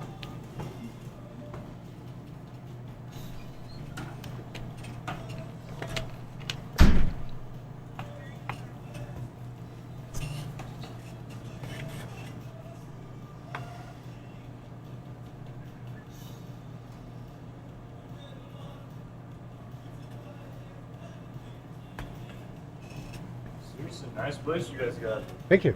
Yeah. It's been a fun project. How long have you guys been open? Year and a half. No way. About a year and a half. Yeah. That's good. We had tables in here, and we pushed the tables out to make more room for more machines, and then we moved some stuff around to make more room for candy and drinks and stuff. And yeah, it's been fun. And I really enjoy nailing shiny things and sparkly things to the wall. So it's been a lot of fun lighting and playing around with it. That's really nice, really nice. And I read so many good reviews about you guys. Oh, great, great. Yeah, I'm coming from Toronto. She's coming from Montreal. Okay. Yeah. Oh, just on the island for holidays or something? Yeah. We're going back tomorrow, so. Oh, great. Tonight we have to check you guys out. Right. You've been on our list. That's awesome to hear. Yeah. Well, here, make sure to have a postcard you can take home with you and stick on the fridge. Thank you. Thank you. Can she get one too? Yeah, take another one. Go ahead. Thank you. Actually, There you go. we'll take it on the way back. Yeah, that makes sense. Yeah. All right. Thank you. Well, what's your name? 7. 7. Yeah. Okay. There you go.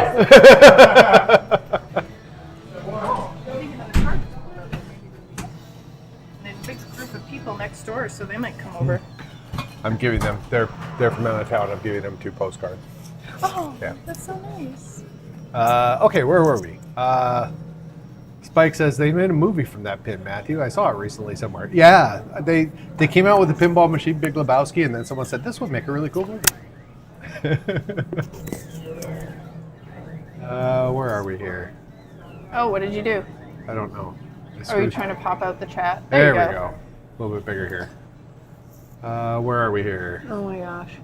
Go back. God, we're so behind on chat. I'm very Oh my sorry, God. you guys. Go back up. Where are we? We're going to have to plow through some of this. Go up, go up. Here we are. There we All go. We're not too far behind. Pass Okay. on a Sea Witch at $300 for a Sea Witch. Wow. I've got about 30 hours on a Lebowski. It's fun, but it's 15K is outrageous. So Sorry. here's the thing about Big Lebowski. If I just had pinball machines in my house, I would never buy a Big Lebowski. Just, it's way too much money. And to me, like, I think it's awesome, but it's not worth it for me to have something like that in my house. But as a business, it makes a lot of sense to get a Big Lebowski because people are going to be thrilled to play it. We're going to be one of the only places in Canada that has one to play publicly. As far as we know, there's only one other place in Canada to play it, and it's nowhere near us. So And it's a that's pretty barcade. cool. And it's a barcade. Yeah. Yeah, So- so it's not publicly accessible. Uh, But do you have to be dating? No, you don't. Date night deals for any 2 people. Bring your mom, bring your cousin, bring your bro, bring your dad. all right, I'm going to scan through some of this stuff. Uh, $15 is better than seeing some garbage Hollywood movie. Come on, people. That's true. Yeah. That's actually what we priced. I looked at how much people were charging for new, like pay by the hour arcades and stuff, and $15 was the price of a movie. 2 hours was about how long a movie lasted. So that's kind of where we came up with our pricing. And I crunched some numbers. I figured out about how many we needed in to cover certain overhead and stuff, and we thought, that's doable. That's okay. Dr. Pepper cream soda. Iron Brew. 1,000. 1370 in Canadian math is nearly a shilling. By Jove. Yeah, you can start off bowling by holding the lift flipper, but then you still have to make the flipper upper play shot, I believe. Oh, okay. It was explained to me, and I didn't do any research on it at all. I just assumed that they knew what they were talking about. Is that they just had a thing where you could just select bowl. Maybe if they don't, maybe I'll send them shoot them an email and say, "Hey, Dutch Pinball." It has a lightsaber. Oh, I'll give it that, but it sucks. Yeah, about the JR. What's the name of that pinball machine? Phantom of the Menace? Is it the Phantom Menace? Episode 1 Phantom Menace is the name of the I don't know. Star Wars people, tell us what we're doing wrong. The Pin 2000 pinball machine is, what's the name of the Star Wars one? I just always call it the shitty Star Wars one. JR says, what happens with the last hour? Do you get a discount or do you close? That's a good question. So it depends on what's going on. If someone comes in the last hour and there's 2 people, the date night is still a good deal because they still save $5. I have had people come in like 45 minutes to close, and I'll give them a discount. Or I've actually had people come in half hour to close, and I've just charged them half price. Usually if just it's a few like bucks. 45 minutes before we close, we'll stay open an extra 15 minutes. And there's been some cases where there was a guy that was visiting. Remember that family that was here? They didn't have an opportunity to come before the night before they were leaving. And they came in half an hour before we closed. And so we stayed open like an extra hour because it was his list item for coming to visit, was coming to the arcade, and they just couldn't make it happen until like half an hour before we closed. So well, I did that. Was that Christmas Eve or Christmas Day or one of those? Just recently, the last couple of days, I stayed open later because we were closing at 8, and we had people come. So at 8 o'clock, when we close at 8, our date night starts at 6. yeah. So I had a handful of people came in around 6:30. Then I had some people come in around 7. Then they got the date night deal. Then I had people come in at 7:30. We had like 4 or 5 people come in at 7:30. And I said, we're closing in half an hour. But you know what? If you guys all wanted to do it, I'd stay open until 8:30. I give them at least an hour. And they were all fine with it. And then I went around and told everybody else that was here, hey, I'm staying open till 8:30. You guys get some extra time. So it works out. And I don't mind staying a half an hour or even an hour. I mean, if you come in, if we're closing at 11 and 13 people walk in the door at 11 and say, we want to play for an hour, I'll stay open. Why wouldn't I? We had a group of 10 people come in at 10:30 once. There were all these like older teens, young adults, and they're just like, we wanted to play. And I think we asked them if they wanted to stay an hour because we would stay open a half an hour later. They're like, no, we just want to play for half an hour. Yeah. So we ended up giving them a discount because they just really didn't or couldn't stay. They were like in between. They were doing something else afterward. They could only stay until 11. So they came in, they played for half an hour, they left. They get sold for parts. They get sold. Who the people? Not sure what you're talking about, Spike's Trailer Park. Yeah, sorry, we're way Elaborate. behind. Who the people? Matthew Morton, This yes. chat caught up. No. No, we have not. Stop. No, don't stop chatting. We're almost to the end. We can see the end now. Yeah. Speakeasy here for sale, 1800. Worth it. Grab it. Great game. Where it's are super all fun. the X-Files? I think we played an X-File. I wish the X-Files machine was better. I love the X-Files if this is what we're talking about, pinball games. I'm not sure if we talked about X-Files and we've gone off topic. but it's not a favorite. I would love Elvira. I was a fan of Elvira. I really want the ridiculous mini Mario Mushroom World machine and the regular size Mario one because I'm a big Nintendo Mario fan. Those are on my bucket list. No, seriously, agreed. Mike M. Hi, Mike M. Even if we can't play from where we are, thanks for having us over. Thanks for We're joining going to us. try to do this more often, like once a week. Probably Saturdays. Because we're both here on Saturdays usually, so we'll probably do this on Saturdays. Fridays or Saturdays. I work from the arcade. I have another job. And I finish that job at 8 our time. I'll be right back. So on Fridays, because I work full time, and then I do this with 7. So Fridays or Saturdays. We love streaming. 7's disappeared. I don't know what he's doing. Thanks for streaming, 7 from Matthew. You are welcome. I'm sure 7 will say you are welcome. It's nice chatting with people and getting to stream. It's a little different than when we do, when 7 does videos and uploads them to YouTube. We get to see the comments, but we don't necessarily get to interact with people. So doing the live stream's fun because we can interact with you, albeit maybe a little bit behind in the chat. Dr. Pepper Cream Soda will give you the rickets. Sucks to we be have me. candy that makes... No, I don't have the candy that makes you sterile. Yeah, that's right. You don't have it. You So will get at least it, we though. can get the rickets. Right? Episode 1. But what is the name of episode 1, Matthew? Is it the Phantom Menace or the Galactic Courtroom Scene? What is it called? I don't know. Space diplomacy. Right? Episode 1, Space Diplomacy. JRSC says, good idea. It's Nice to stay open that extra time it's building a rapport. Well, that's the way I figure it is. That I like being flexible and letting people stay and people love it, right? They just think it's awesome. So the other thing that we do that people really like is we have when we have kids in here, and if the kid is really, really into pinball, I have a whole pile of pinballs in the back that I've taken out of machines because you have to kind of cycle them through. Mm-hmm. And so I'll give them a pinball, and they love just it. lose their crap. We have a pachinko machine, and we have a family that comes in. It's mom, dad, and 2 kids that are. How old do you think those kids are? They're probably like 10 and 8 or 9 yeah. and 7. So I brought the pachinko machine out to let them play it. They went nuts on that. And so I gave them each a pachinko ball.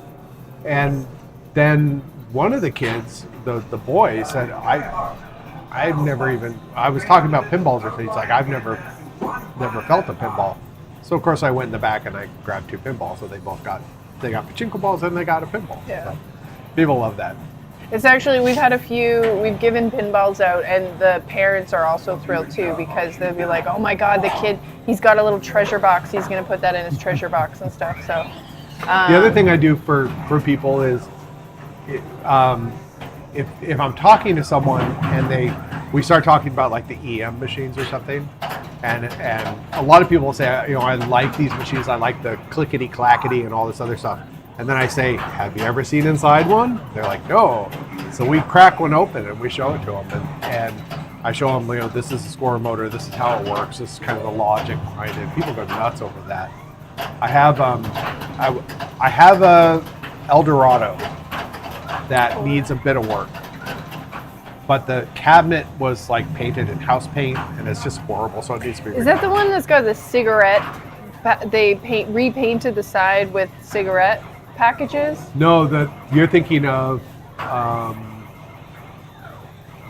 that's one of the old wood rails I have or something. Yeah, okay, no, I know. Painted with Molson. That's right, the Eldorado, I know what you're Yeah. talking about. We picked that was a bit of a drive from the motorcycle collector. But but the Eldorado needs a bunch of cabinet work on it. So my idea for that is because it's so thrashed anyway that it's never going to be a pristine example of the machine. So I'm going to cut a hole in the side of the cabinet, and I'm going to put like lucite or something, so you can see into the cabinet. Yeah. And then we'll light the inside. I'll clean up the cab inside, make it look really nice. So you can see all and of then we the- can put it on the end row, and people can see inside. So I don't have to open the machine all the time. I think that'd be a lot of fun. That's the other thing. Seven goes around, and when people have questions, opens up the machine, or people see him with his head in a machine when he's fixing them, and kids and adults really appreciate, especially comparing the solid state to the EM machines. And most people have never seen the inside. Yeah. There's a lot of times where I'll have to crack open the machine to fix a stuck ball or something, like a super stuck ball. And when you slide the glass out, some people don't realize that's how it comes apart. And so a lot of times then, if someone like makes a comment, they're standing there watching or whatever, I'm like, have you ever seen the inside? And I'll lift the thing up for them. It's fun. I think that's great. Spike says date night starts at 6. This is an old age home. Date night starts 2 hours before we close. Yeah. So tonight it started because we closed at 11, it started at 9. But if we close at 8, got to start it at some time. Yeah. In the summer, we're closed at 8 in the winter just because traffic kind of dies out. But in the summer, we're open till 10 on weekdays. So, yeah. So, and yes, it's an old age home. I know the Mario table is awful. I still love it. I'm sorry. The little one? Yeah. Oddly God. enough, I used to dance under the name Micro Mario Machine in the 90s. Matthew said I only played one. I have to go reset Starship Troopers. It's going by to drive me Premiere, I insane. believe, but it was terrible. We're kind of behind. I'm not sure which machine you're talking about. I can fix pinball machines, but I can't speak Canadian. Any jobs open? Life of Phantom Menace. So, episode 1, Phantom Menace. Should be called the Jar Jar Binks Experience. I played a few pinball machines. I also played the ones on a PlayStation called Big Shot, Genie. I have a Genie over there. Teed off Central Park, Black Hole. I would like to get a Black Hole. I'd rather have a Haunted House, but Black Hole is fun. It's cool. I have a Volcano, which is the same. It's the 3 big Gottlieb wide bodies that they made kind of right after one another. The same game, fun though.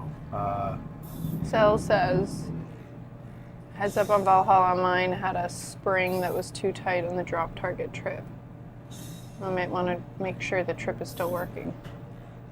Drop target works fine on that. It's, what's funny is I'm working on a video now. Every time I have to work on a drop target, I'm taking the video of it and then I'm going to string together. I did one like how to, like a whole bunch of common flipper problems. So I'm doing that with drop targets.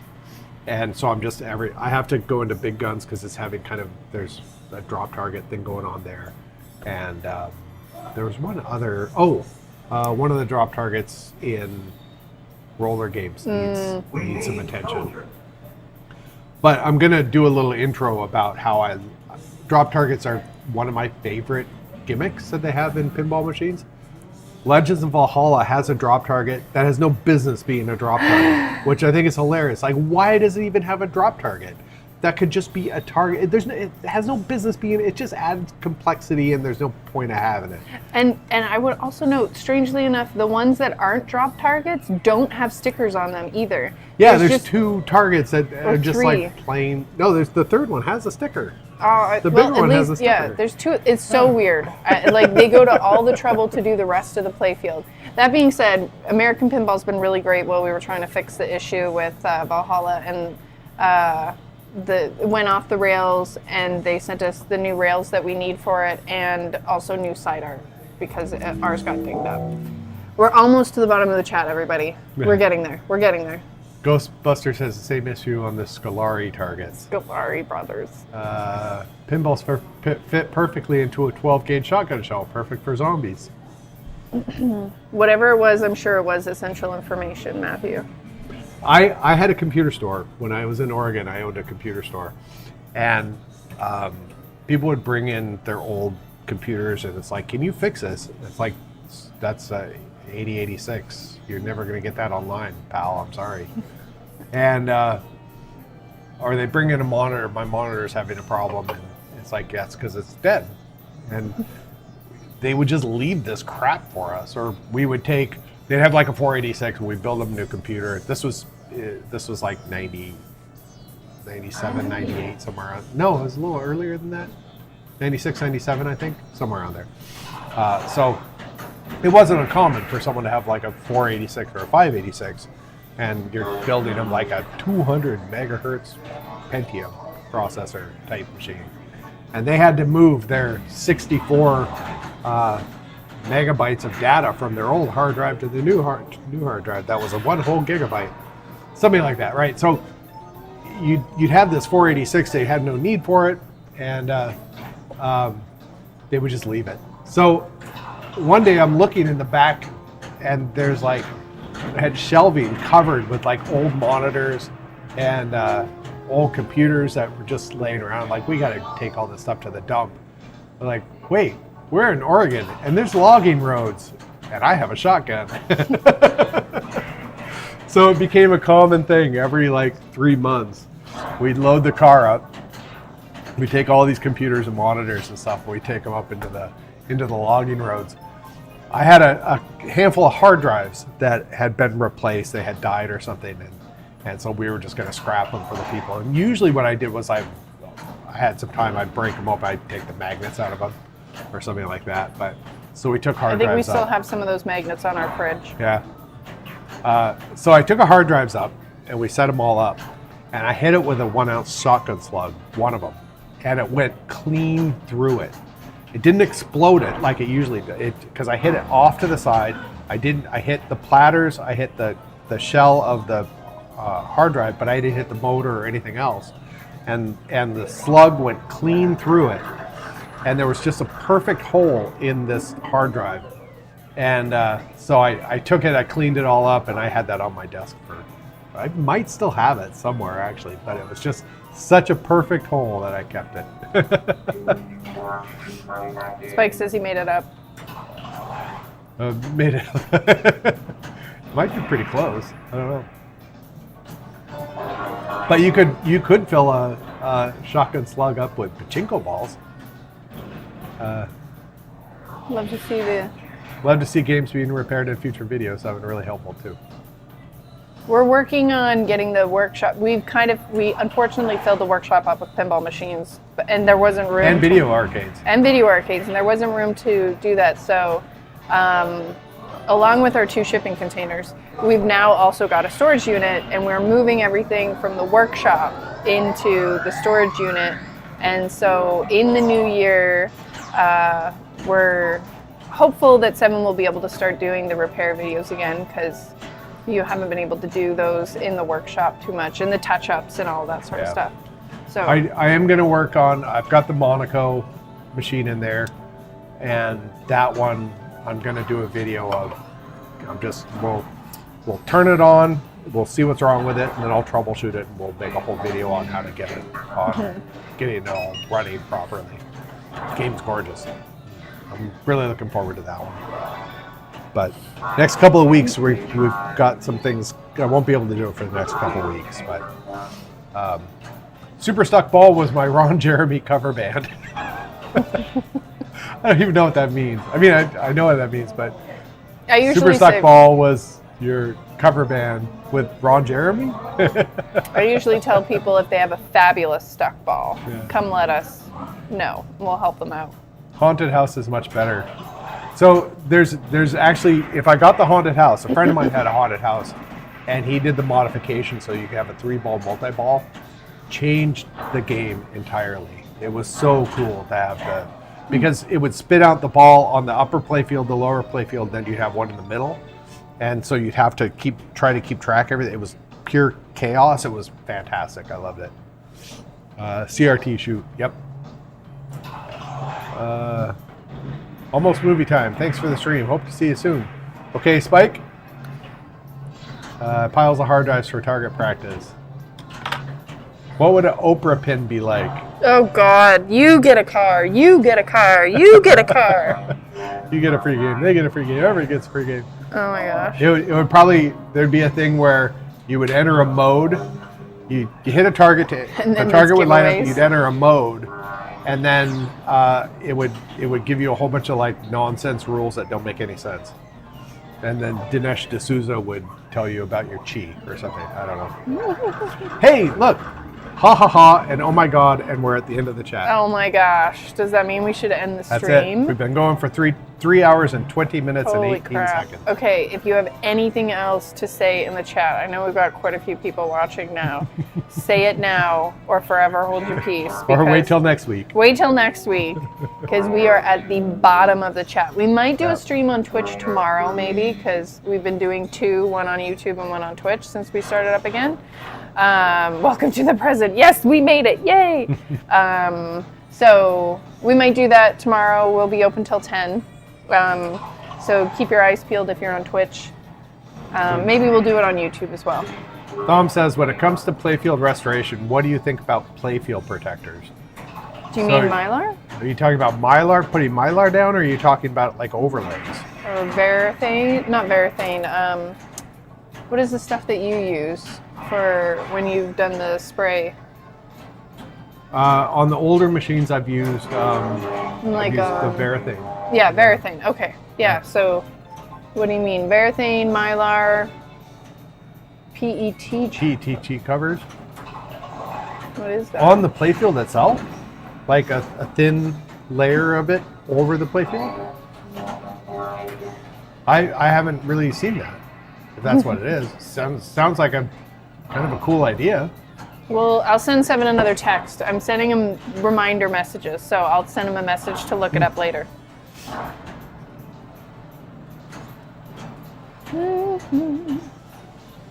All right. It's a drop-in product. I don't know. I haven't really looked into it. I don't really know much about it.